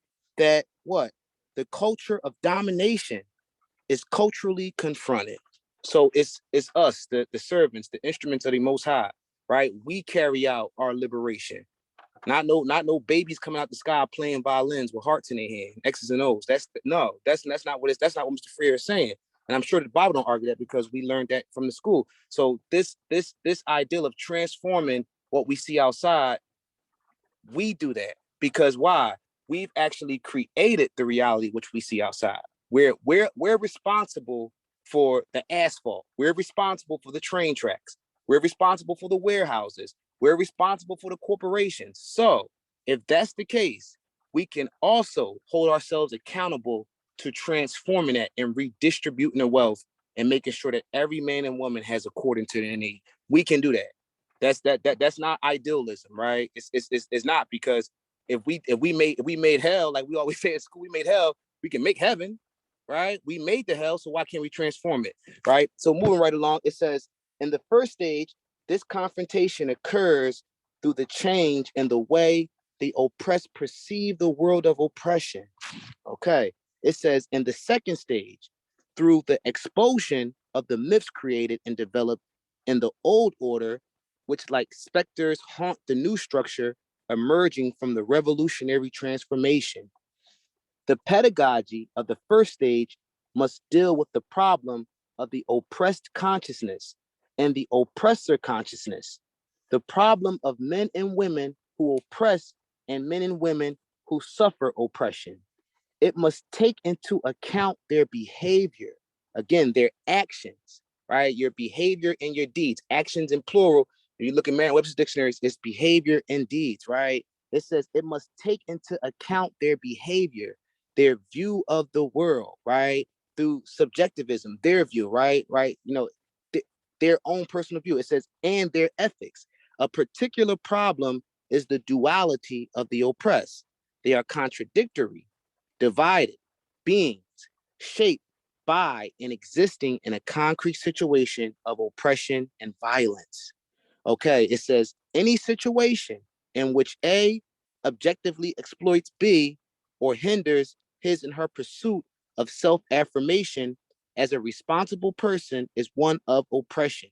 Such a situation in itself constitutes violence, even when sweetened by false generosity, because it interferes with the individual's ontological and historical vocation to be more fully human.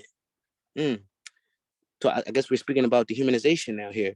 But it says, with the establishment of a relationship of oppression, violence has already begun. Never in history has violence been initiated by the oppressed. That's interesting. It says, never in history has violence been initiated by the oppressed. How could they be the initiators if they themselves are the result of violence?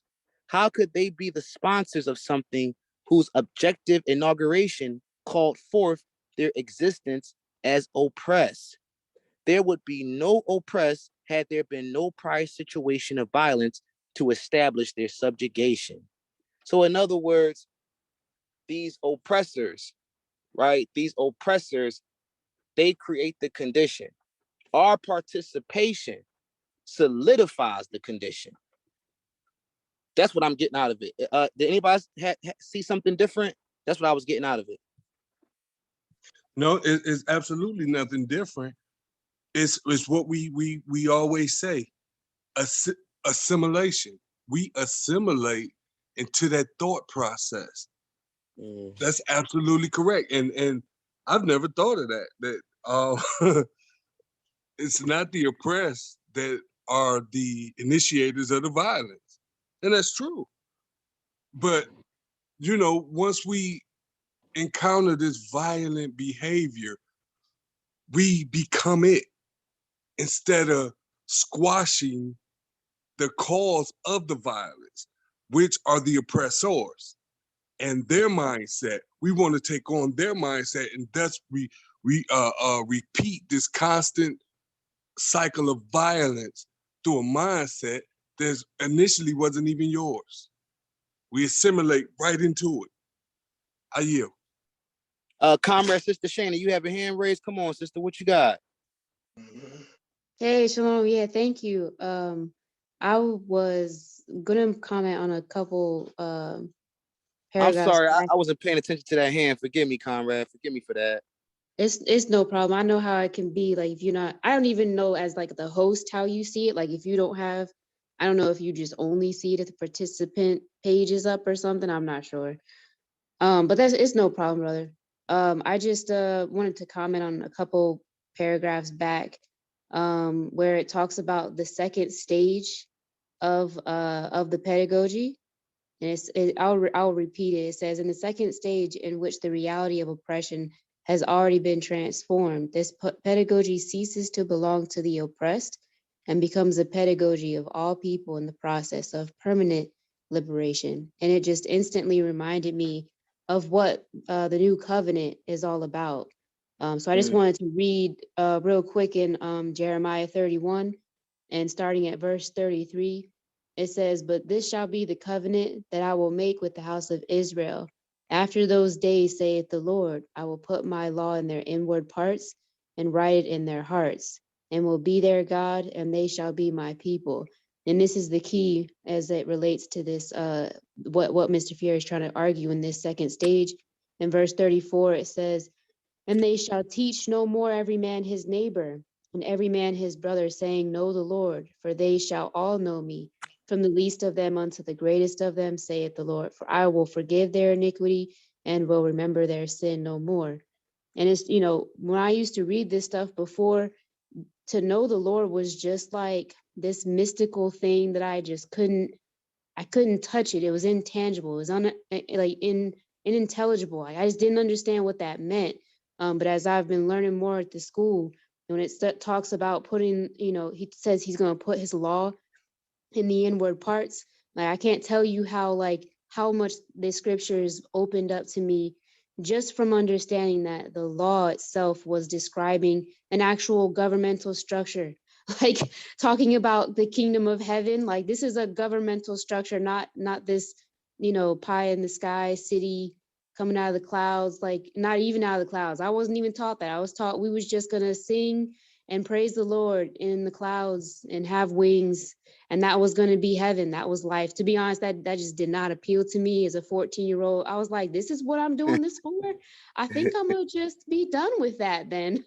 So, when I learned that this was really referring to like the organization of humans on this earth, that in and of itself just opened up a whole new world to me, let alone understanding the concepts of how communism is promoted in the Bible and capitalism is condemned.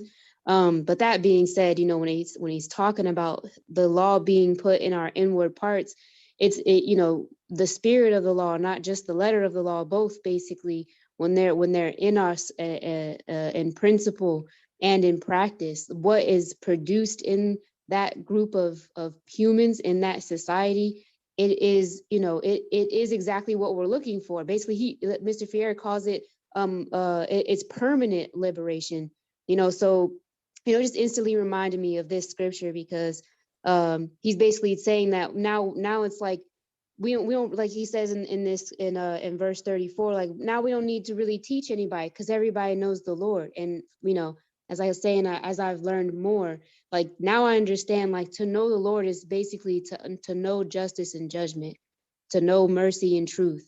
That's Psalm 30, not 30, Psalm 89, what his throne consists of, what his habitation consists of. So, understanding that, it puts into perspective, like what Fier is talking about here, where he's just like, look, like, I mean, after it's been transformed, like we won't need to be talking about oppressed no more or oppressor anymore. Like now everybody knows what's going on, and we are all working towards this, permanent state, permanent liberation. Like nobody needs to, it's no longer a us versus them type of situation. I think I had another point, but I'll yield with that because I don't quite have my thoughts together with it. Thank you for putting me on the stage. Yes, ma'am. Absolutely, absolutely. And what you call it? I appreciate the bringing out of the scriptures because we need more of that, definitely. So and also oh, go I'm ahead, sorry, brother. brother. No, go ahead. That's brother Sorry. DJ, right? Brother DJ, come up to the stage, please, brother. And I want to let anybody know this is a case if I'm not paying attention. Forgive me for that. Y'all know, just cut me off. I'm your brother. You know what I mean? Your little brother, your big brother, whatever. Just cut me off and climb right on in this deal. I ain't offended. Go ahead, brother DJ. You got it, sir. Yeah. My hand wasn't raised very long. I just put it up.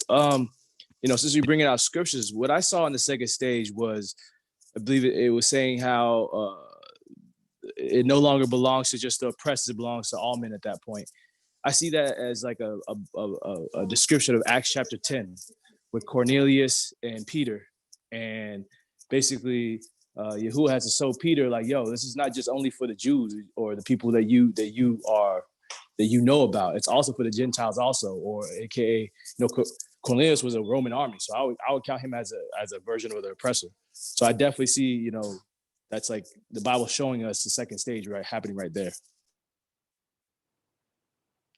Man, wow. Man, that was a good one, brother. That caught me from left field, man. Yes, sir. Yes, sir. That was a good one. I would agree. Absolutely.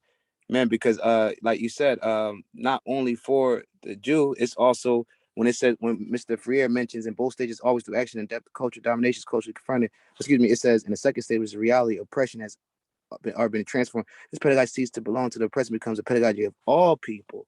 So yeah, that was awesome, brother. I appreciate that. Akish, you got your hand up. Shoot for it, brother. Yeah. And to add on to those scriptures, like Jeremiah 31, like many of the religious mindset would say, no, he's only talking about Israel. But just like Brother DJ just brought out, and I'll add on it, even Paul spoke of this type of order in Romans 11.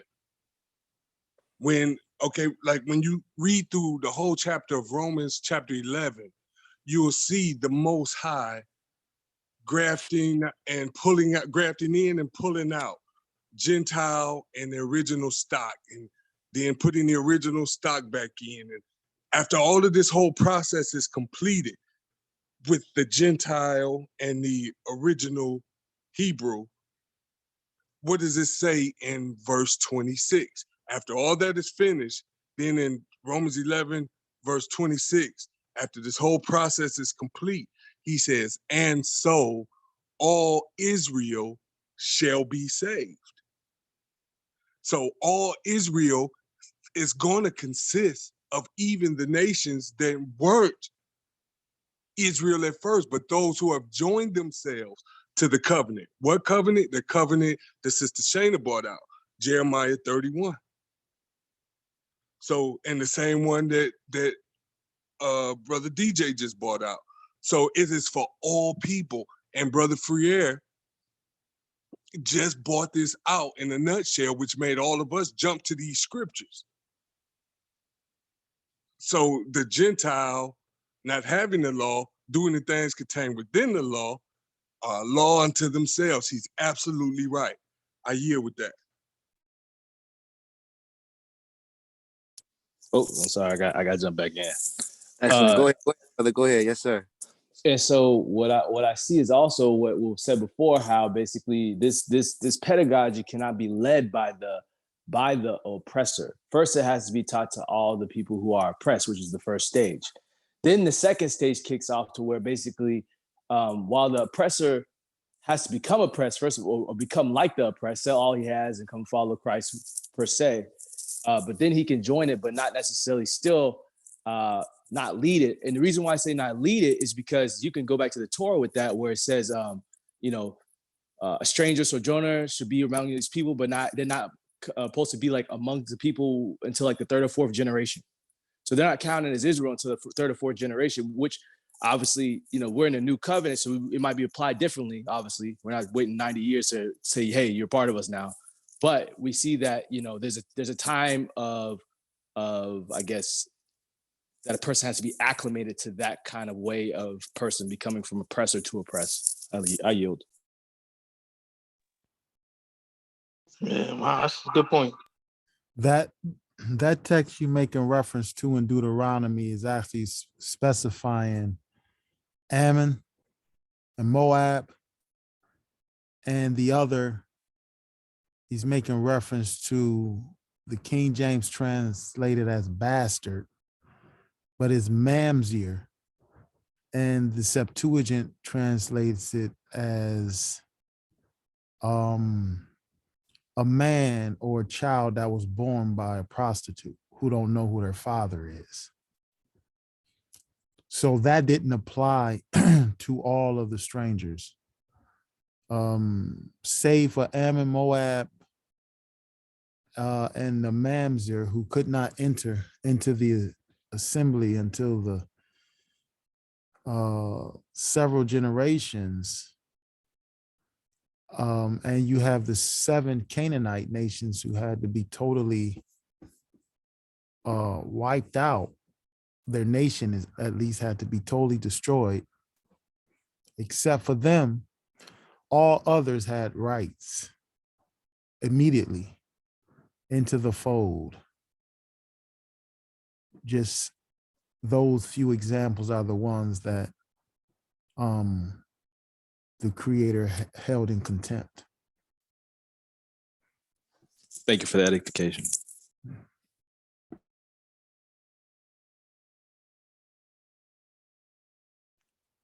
Any more thoughts? Any more comments? I mean, I'm enjoying it. Anybody else have something to bring up?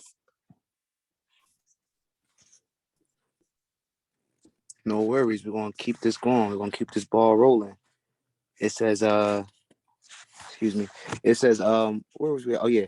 It says, the pedagogy. I might have read this already, but let me just. Oh no, let me start right here. It says any situation in which A objectively exploits B or hinders his and her pursuit of self-affirmation as a responsible person is one of oppression. Such a situation in itself constitutes violence, even when sweetened by false generosity, because it interferes with the individual's ontological and historical vocation to be more fully human. With the establishment of a relationship of oppression, violence has already begun. Never in history has violence been initiated by the oppressed. How could they be the initiators if they themselves are the result of violence?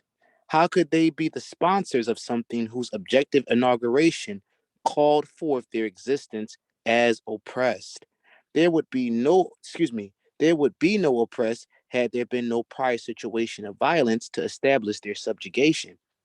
Violence is initiated by those who oppress, who exploit, who fail to recognize others as persons, not by those who are oppressed, exploited, and unrecognized.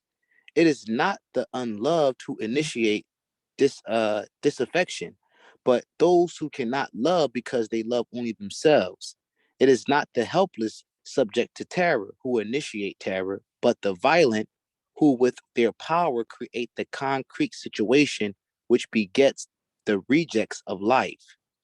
It is not the tyrannized who initiate despotism or depositism, but the tyrants. It is not the despised who initiate hatred, but those who despise. It is not those whose humanity is denied them who negate humankind, but those who deny that humanity, thus negating their own as well. Force is used not by those who have become weak under the preponderance of the strong, but by the strong who have emasculated them. For the oppressors, however, it is always the oppressed whom they obviously never call the oppressed.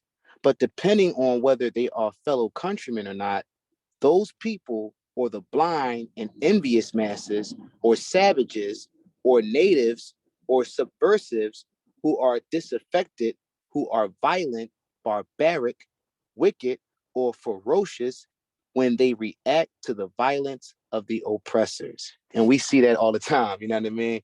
You know, when the people go out there and they protest, and even if it's, not violent, not tearing no stuff up, this is how they're regarded, you know what I mean? As, violent and as barbaric, as wicked. You know what I mean? We can't believe that y'all doing this to the capitalists. You know how we've seen that conversation before. In other words, the revolutionaries are always made to look like the enemies, and we see that so much with Maurice Bishop, and we see that so much with even Vladimir Lenin and the Bolsheviks. They were all made to look like they were the troublemakers, but nobody never called into question the violence and murderous spirit of the oppressors, right? No, but again, the bourgeois control the narrative, right? They control the reality in which we live, media and everything else. So they can narrate the story or the desired story that they want the people to adhere to. So it says, yet it is paradoxical, though it may seem precisely in the response of the oppressed to the violence of their oppressors, that a gesture of love may be found consciously or unconsciously. The act of rebellion by the oppressed, an act which is always or nearly always as violent as the initial violence of the oppressors, can initiate love. Whereas the violence of the oppressors prevents the oppressed from being fully human. The response of the latter to this violence is grounded in the desire to pursue the right to be human. As the oppressors dehumanize others and violate their rights, they themselves also become dehumanized as the oppressed, fighting to be human. Take away the oppressor's power to dominate and suppress, They restore to the oppressors the humanity they had lost in the exercise of oppression. And I'm going to stop it right there, Elder Judah, unless you want me to continue on. No, Because that's I wanted to kind of do a recap, and I wanted to bring out a lot of my information next week because I don't want to get off it because we was dialoguing already, but I want to bring out a lot of information and stuff that being said, you know, define some words and get us a little bit more clarity. Not that we don't have it already, but how I was viewing things after I defined some words, and I guess we can go in at it, God willing, next Thursday. But yeah. I guess I'll stop it right there. Okay. That's good. That's real good. Someone have their hand up? Or is that from earlier? I see at the bottom of the screen, one hand up. Yeah, I think that's brother DJ. Brother DJ, you want to say something? Come on, brother. Oh no! I lowered. It was up from last time. I forgot to lower it. Oh yes, sir. Understood. I would say, yeah, I think that'll be good. With what you had just read, I think the Bible supports that narrative. The first act of violence was committed against Abel, and it appears to be Cain who was the initiator of an oppressive regime of violence and plunder, and you know, erecting a city. The second is similar to it, is the narrative of Nimrod, identifying him as a mighty hunter. You have historians and anthropologists, I'm getting tongue-tied. They argue that it was the warriors or the hunters who actually became warriors and dominators inside of a society. Anthropology argues that after societies had become settled, and it was the men who handled the weapons, you know, namely for hunting, they eventually became the warriors and the kings and the chieftains. And so it's argued that they also initiate the first stage of violence.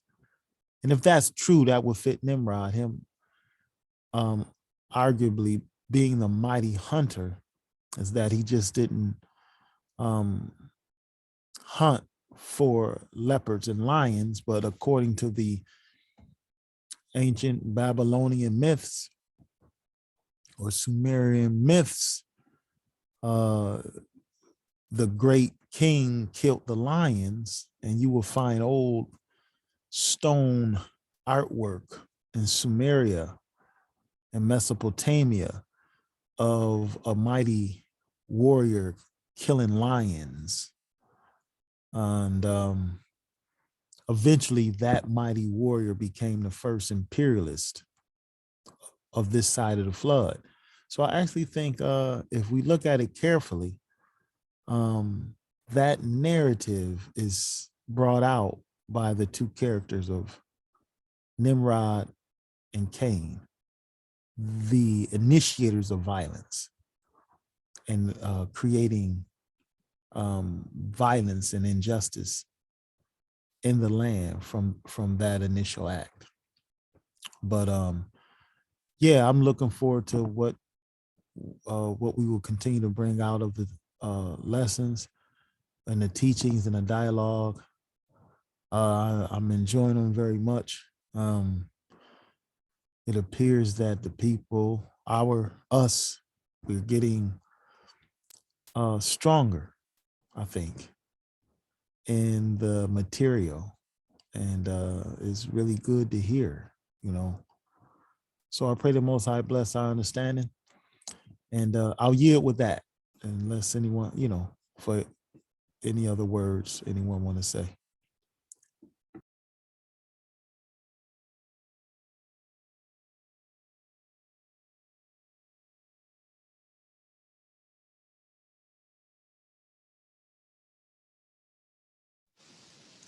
I have a question. What is this? When I was reading Acts, I think it's in Thessalonians also. It talks about this resurrection of the dead. Is the resurrection of the dead someone who is like in a dead state, for instance, hasn't heard the truth, but once they hear the truth, they come alive? So I always thought like, oh, the resurrection was basically, Daweed and coming back out of the grave or something like that. Just a question. From what I understand so far is both. The Messiah said the time is coming and now is, in the book of John, where he said, all that are in the grave shall hear his voice. So the process of the resurrection, from my understanding, is the first process is the resurrection of the human being enlightened. Proverbs say, he that wandereth out of the way of understanding dwelleth in the congregation of the dead. And so when the Messiah was teaching, that was a part of the resurrection process. Why do I say a resurrection process? Is because I understand those passages to be linked with Ezekiel 37 somehow. When they were the dead bones in the grave. And the first part of the resurrection process was to prophesy to the bones so they can begin to gather, what do you say, sinew and skin, and they stood upon their feet. But so Ezekiel's showing this process that happens. And far as I understand, I haven't found anything to take away from the physical resurrection of the dead. The prophets seem to support that, but you must go through this first resurrection, which is being enlightened, rising out of the dead, and putting on knowledge or becoming awake, as the Apostle Paul say. We no longer sleep, but we no longer the children of the night. We're not sleep, but we become the children of the day. And so I understand that to be that within that process. I don't believe you could have one without the other in the righteous sense. As far as the unrighteous sense, then I don't know what happens to the conscience or to that conscious soul. When I mean soul, I mean being. I'm not really talking about a ghost. So yeah, I understand it so far to be a process. I'll yield with that. Excuse me, I just wanted to ask, is that kind of equivalent to what the Messiah is saying concerning being born again? Yeah. Yep.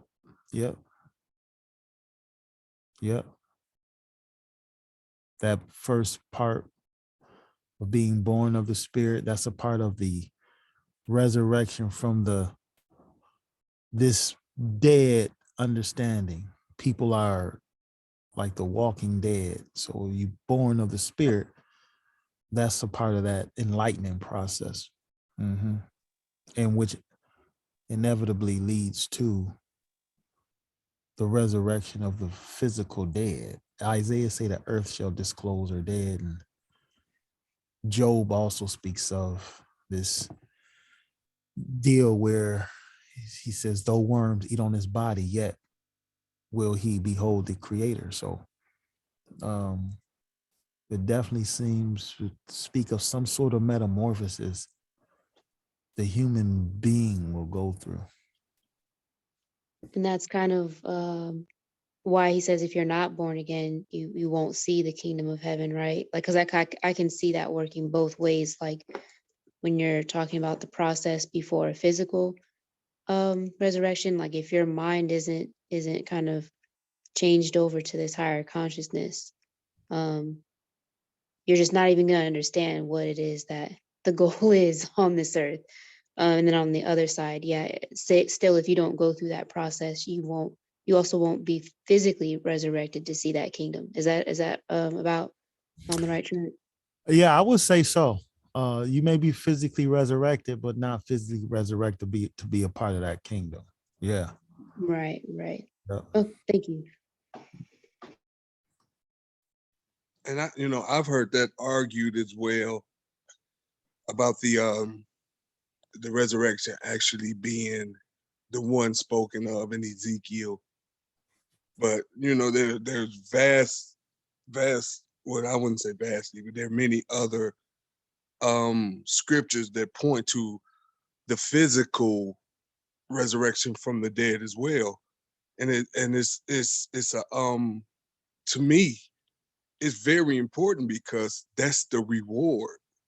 That's like the ultimate reward, is to be brought forth back into life. And it's not far-fetched, because a lot of people who argue about it just being a mental resurrection, they're not looking at the scientific portion of what the Most High has already done just simply through creation. Like, the earth is hanging on nothing.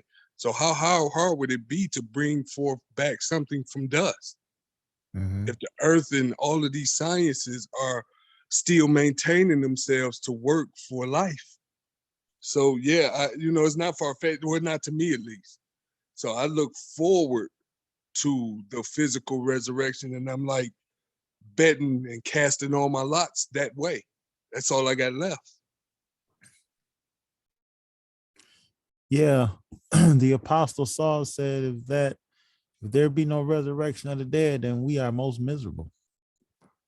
Because you have a lot of freedom fighters who have died right in the heat. So yeah, he argued the same point.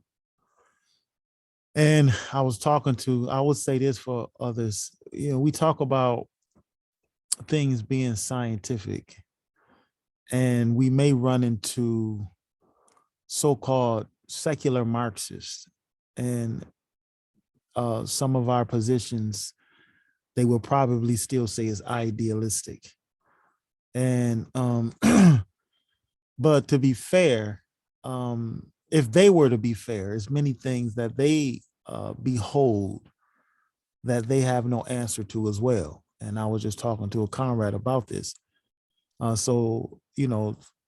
Moses had written in the Torah, certain things have been revealed to the sons of men, certain things have not. And so if you look at even the Marxists who claim to be scientific, if they want to antagonize our position on certain things, then it's things they can't explain. They can't explain where the human consciousness come from. They can't explain what is the source of the human consciousness or his vitality. I've heard them argue science in the secular sense, Euro-Gentile science. Marx and Engels have even argued it and were wrong, because things were learned years, after their death. They have found that even the scientific analysis was wrong. So when you're looking at people who are scientific, there is no side of the fence, whether you are a so-called Bible believer and you use the word miracles. You can also, it's the same thing with science. That's why secular science, that's why they have theory. It's things that they just don't know or understand. From the universe down to the basic piece of fruit in your hand, they will acknowledge they do not know all of the components. They do not know all of the sciences behind it. And so thus they're left with theory. And so, you have a person say, well, where did the human being come from? Well, he came from a big bang. Now, well, that's theory. And that could be partial truth. Because just because of the big bang, you can't argue that wasn't the way or the process that the creator used to bring things into existence. So it don't cancel anything out for one thing. But two, it's still a theory because no one was there to observe it. I heard another guy argue that we are made up of the dust of exploding stars, and he was arguing science. Well, you can't prove it. That's just another theory. So at the end of the day, you have this mysterious knowledge, or this mysterious unknown knowledge of creation, whether it's the human being, whether it's in the universe. So I'm responding off far-fetched because really, truly scientifically, I believe there's a cause for everything. Everything has a cause. That's why I say it's all scientific. But whether we know the cause is a different story. So, they have found out so many things that they thought was downright impossible. But you cannot speak in absolutes in this creation because there's too many mysteries. Just recently I was listening to a scientist or a doctor. He was explaining that they did not know years ago that if you cut off a piece of the lung, it'll regenerate. It'll grow back. They have found the same thing in the liver. It'll grow back. They never knew it, and all the way down to parthenogenesis, where they didn't even think a species could bring forth another species without both male and female counterparts. Then when they find out it's in insects, then they find out, oh, well, it was limited insects. Oh no, now they find it in mammals. And then, so it goes on and on. So when people argue in absolutes and talk about what is impossible, I think they have a problem, because you can't declare what's impossible unless you have mastered everything. Other than that, you have to be open. So now with that, now going to another extreme where, well, God can do anything. God could do this and do that. He'll come down there and have dinner with you and all this other stuff. Well, yeah, the creator can do everything. So you have this other extreme. Well, since, we can't speak in absolutes, then some of the stuff y'all saying, you can't argue. Well, we can argue because we might not have absolutes, but we have pattern. And so when we look into the pattern of what God does, his pattern, what he normally does, that's what we work off of. He said he changed not. So I'm bringing both of those in because sometimes I respond that way, where I present something and I could think of a counter argument. And so the listeners won't be caught off guard. I try to, at least the best I can, at least bring both sides. So yes, resurrection of the dead.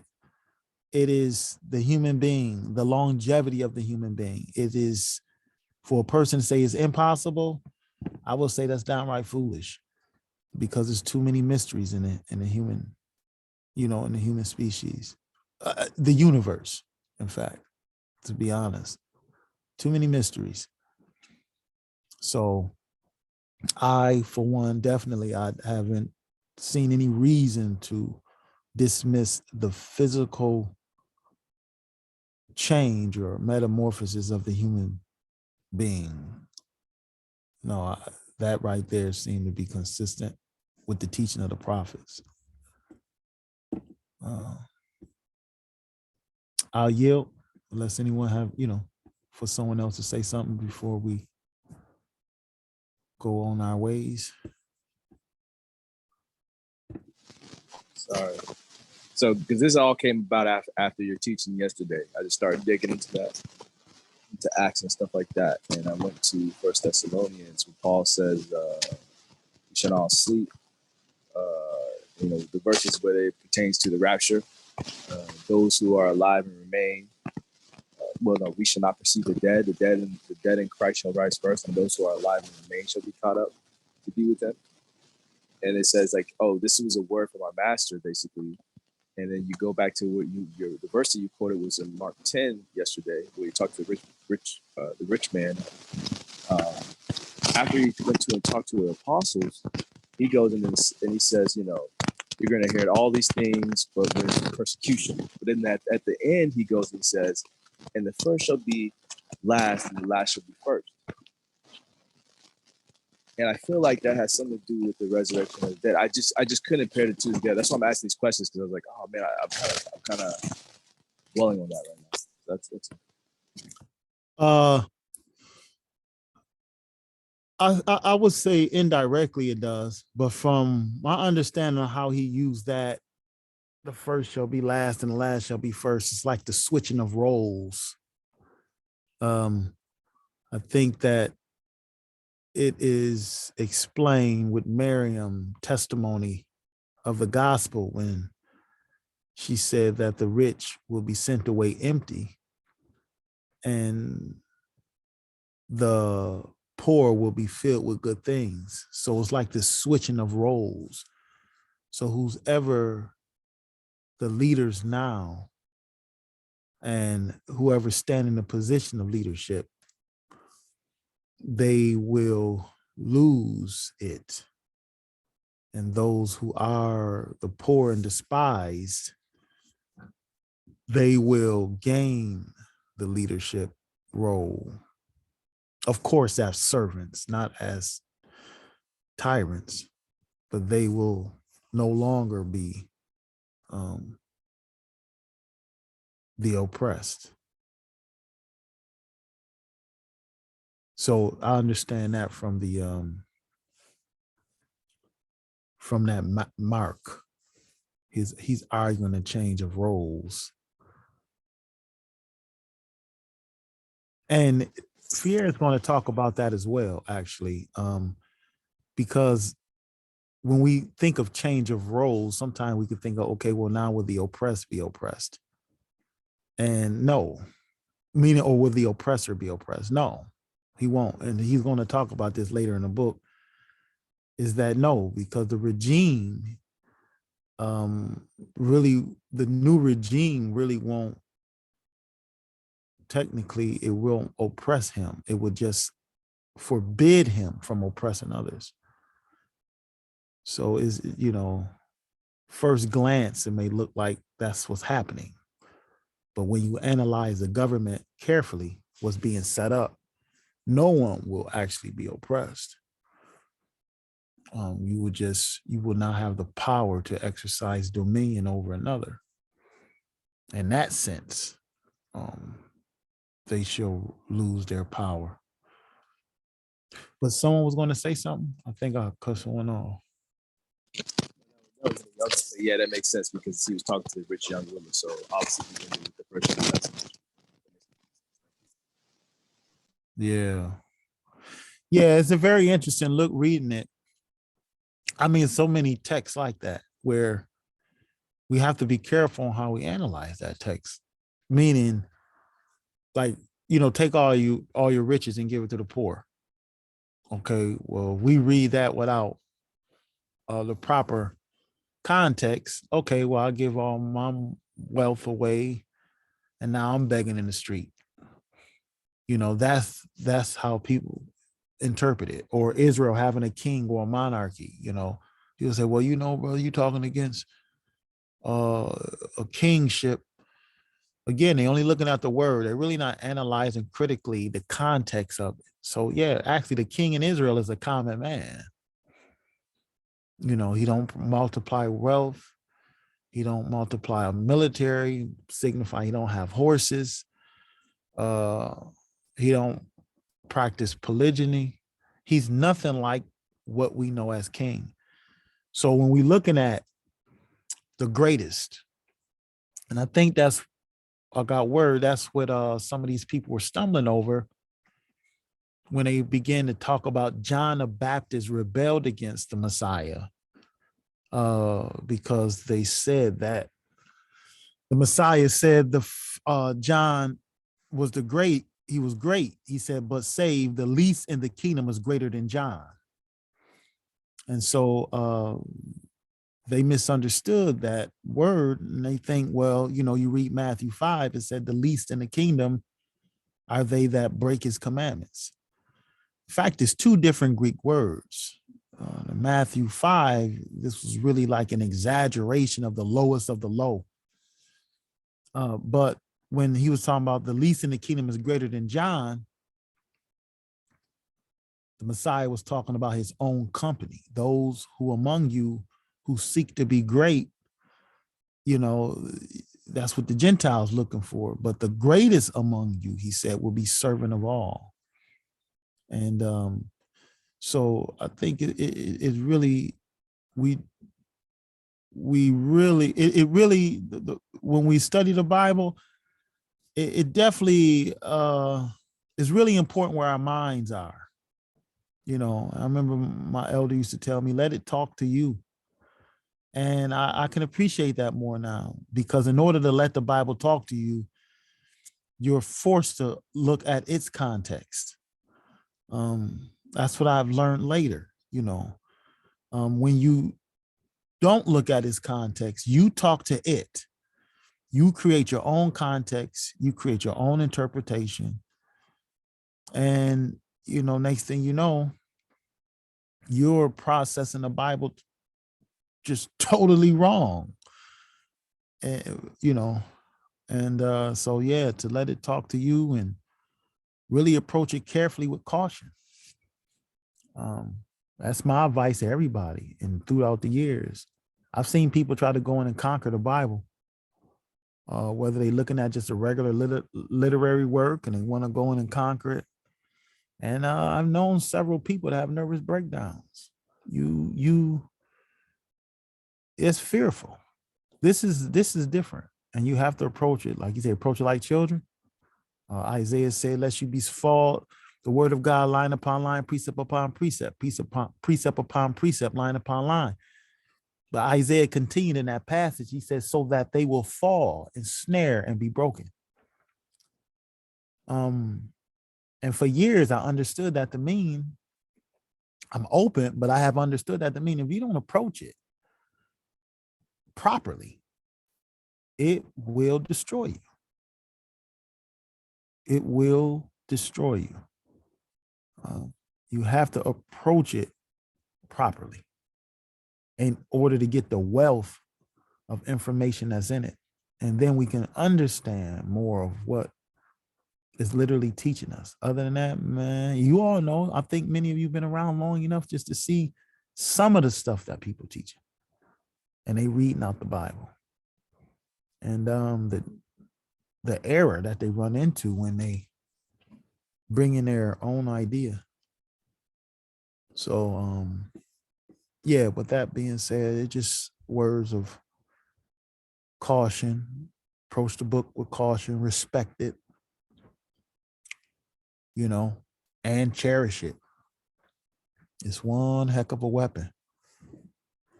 I'll yield.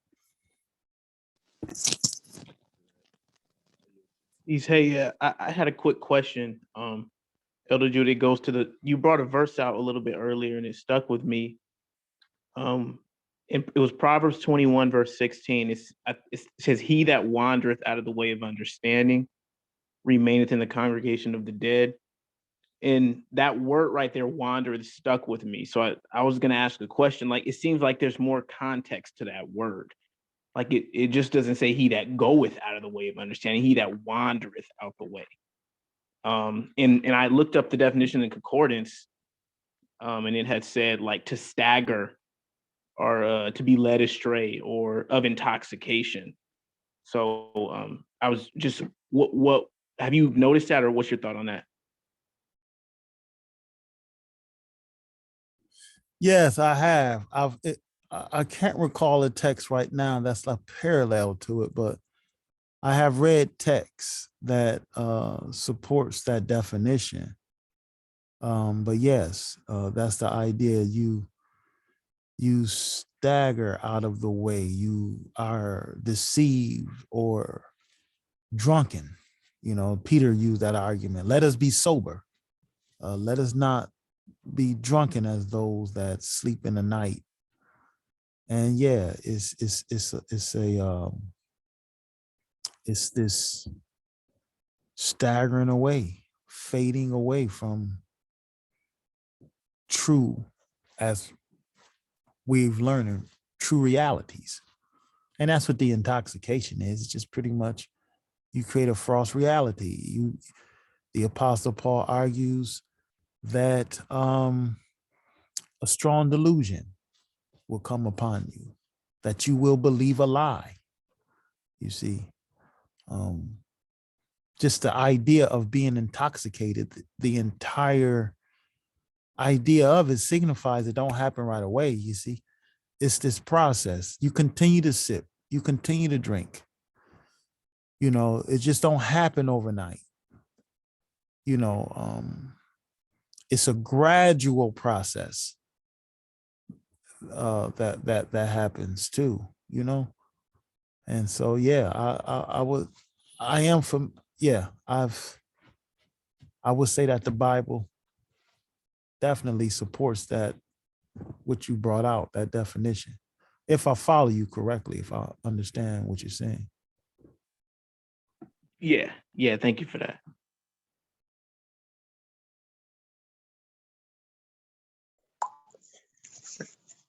Shalom, fam. Shalom. Yeah, I joined you late, but I can hear that there's brothers and sisters are putting some question. I can use that opportunity to ask also. My question is on the offering. When Abraham do the offering, then we notice that after Abraham, this kind of practice, to offer an animal, actually, what is the mind behind, or because people today are still stuck on this thing of offering an animal. It's as if, particularly on our side here, they believe that if you do offering, you are pleasing those that have passed away, but they relate it with with our ancestors, that they kind of getting pleased if you offer. So I'm trying to understand this, because they even use the Bible when it comes to that to support what they are doing, of which, to me, I don't think that they do it in that sense that aligns with what Abraham did and the rest of the of those people who are often doing it in the Bible. Yeah, I would say be cautious of arguments like that, because there is no text that actually specifies why the Creator said use animals. Everything is pretty much implied. So, some say blood must be shed for blood. He wanted a blood offering. But what I would argue, number one, is everybody have different sentiments for different things. Some people held the animals so sacred they won't kill them at all. Sometimes they make the Creator look like he's bloodthirsty, like he literally got to have blood. And he said, well, cattle upon 1,000 hills belong to me. He ain't really concerned about that. It was what it represents. It represents the blood, represents the life of what is without spot and without blemish. That's what you had to bring. That's what had to be offered. The fat upon the altar, the abundance of the fat upon the altar is an ascending smoke and the gas. It was all symbolic of truly the human being path back to reconciliation. So there was different articles there that represented reconciliation, So the life that the Creator deems as a sweet smell, that's what you smelled when you had the bull without blemish on the altar and an ascending smoke or gas or spirit, because that's what smoke and spirit is. It's one and the same. It's a gas. But what happens is that, again, people imply their own things to it, and it takes on different sentiments. You know, some people wear a cross, some people will not. Some people have lucky charms, some people don't. So, like, to get into arguments like that, you really don't have anything solid other than what is written. And one thing we do know is that you need an animal without spot, without blemish. Those animals are represented, or that sacrifice represented the Messiah. It's the same way. It's signified by his blood.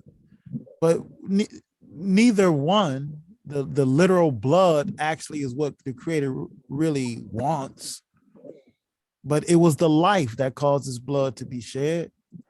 It's the life of the animal it represents, without spot, without blemish. And it's a sacrifice, because he's meaning this, you always had to bring the best. You had to bring the strength of what you had. And the scripture says that a righteous man, he careth for his beast. You know, they had these things had sentimental value too. So just to even give one up was a loss. You know, it was a loss. It really wasn't like it is today, where you have a lot of people, hey, it's an animal, we kill it, you know, for profit. No, they care for their animals. You know, it had, the Bible shows, you know, the most value bring to me. I mean, a strong one, first one come out of the womb. I want you to bring him, young male. Man, that's a prize for you. But you gave him to the Creator as a sacrifice, without spot, without blemish. And so it represents us. It represents our own sacrifice. As far as this thing for the dead and offerings, and I couldn't argue stuff like that. I mean, you asked me if it could be supported by the Bible. No. And that's what I mean. I couldn't.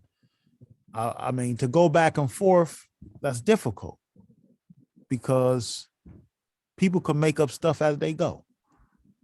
And, you know, at the end of the day, what do you have? The Bible it doesn't have anything concrete to tell you exactly why the Creator chose animals.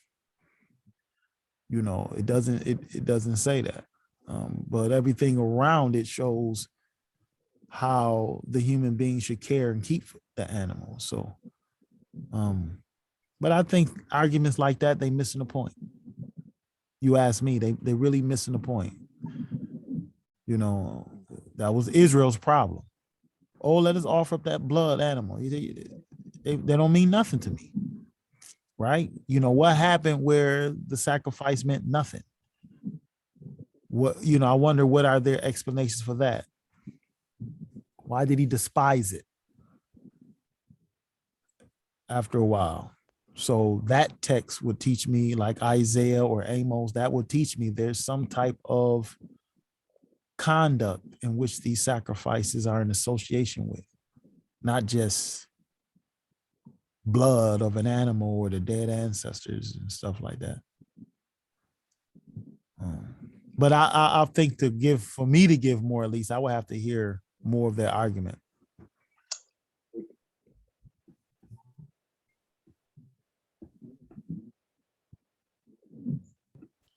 I'll yield. Yeah, someone was trying to, you know, relate this with the energy, that somehow that's how they absorb energy. Those that have passed away, and I was trying to, you know, to understand this thing. It was difficult. Do we really do they really need energy? Energy for what? Through blood.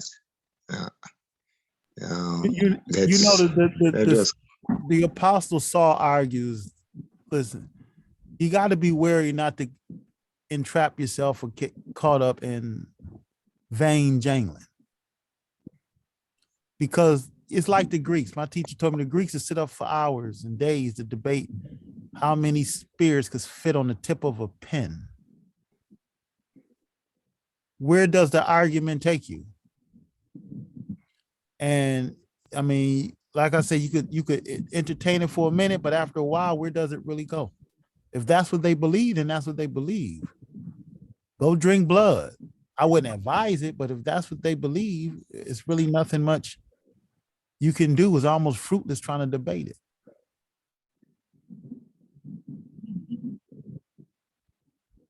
So, I think, we have to be wary of what can lead to distractions. And if that's where they are, while you're trying to bring forth the gospel of truth, that's supposed to be, change. It's the same thing. We was talking today with a Conrad about genealogies. I believe I'm an Israelite. I believe there are Israelites here, but I'm not about to debate it back and forth. I can't prove 100% I am of any tribe. I fit certain social conditions, but others do too. So to debate certain things is like, you really won't get nowhere. I can say Israel is here. I know that for a fact. But this guy standing on a corner, is he an Israelite? I don't know. Could be. It's a good chance. So my point is, like Saul said, don't get into endless genealogies. It's just certain arguments that it's a trap. You'll be there for hours. And it really won't, it really won't take you anywhere, if you understand what I'm saying. And believe me, throughout the years, it's been plenty of them. I've heard stuff, man, where you had to think, wait a minute. Where is this going? Let's say they right. Now what? What's next? Okay, you're going to get energy by the blood. All right, now what?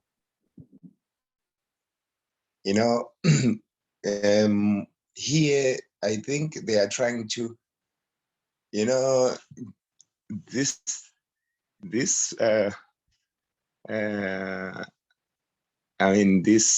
think one of us mentioned earlier on when we talk of resurrection, people are now starting to, to realize that there's something going on. But here they are seeking to resurrect by, returning back on what we were doing. It's as if those, things that we, some of our,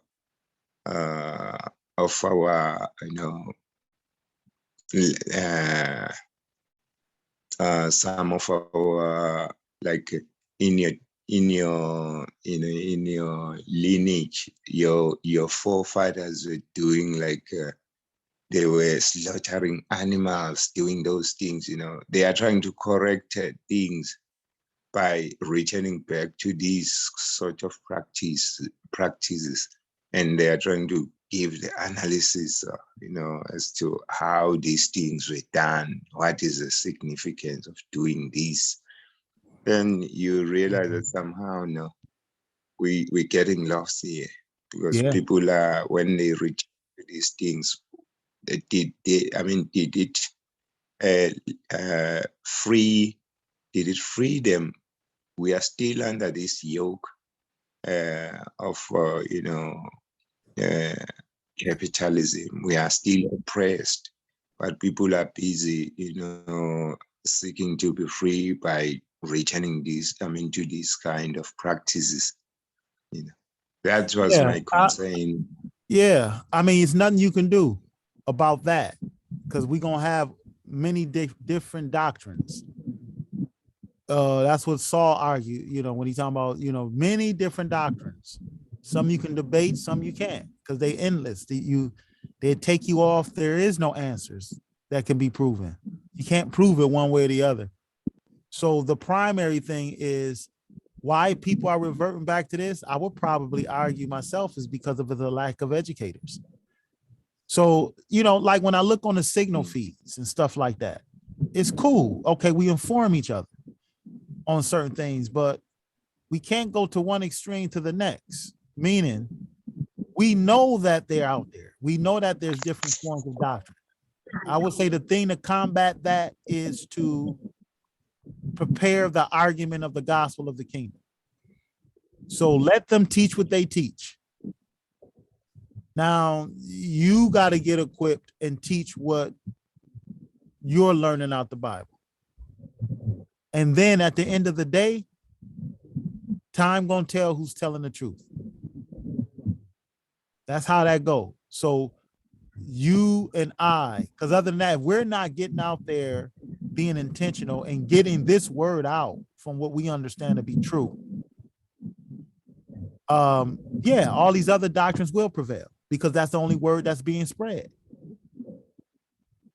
So to counter it, we must start to bring to the table alternative arguments, not even necessarily an argument debating everything someone believes, but alternative arguments of the gospel of the kingdom. Once they can get that, then maybe we can talk about other things. So that's my advice right now, because again, wherever we go, we hear this nonsense all over the globe. It's because of there's a lack of educators. We must be educated, and not educated to just talk to ourselves in these group settings, but we must be educated to be intentional, to be public carriers. So now that word can begin to grow and be heard in our different regions. That's the important part. And then hopefully they'll be talking, people be having a meeting talking about what you're saying according to the gospel of the kingdom. And then that other stuff will fade out.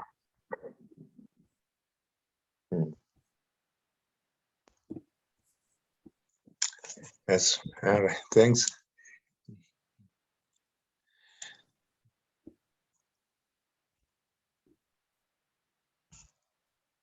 You still there, Brother Brian? Go ahead, my brother. You still hosting?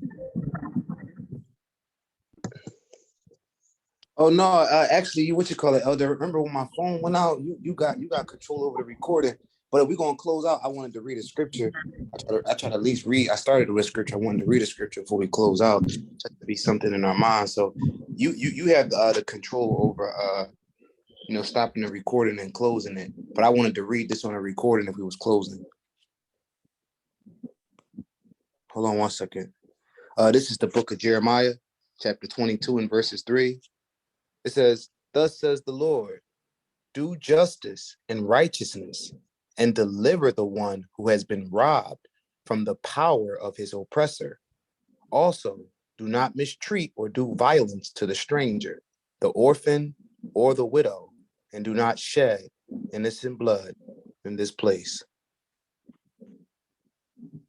Shalom. All right.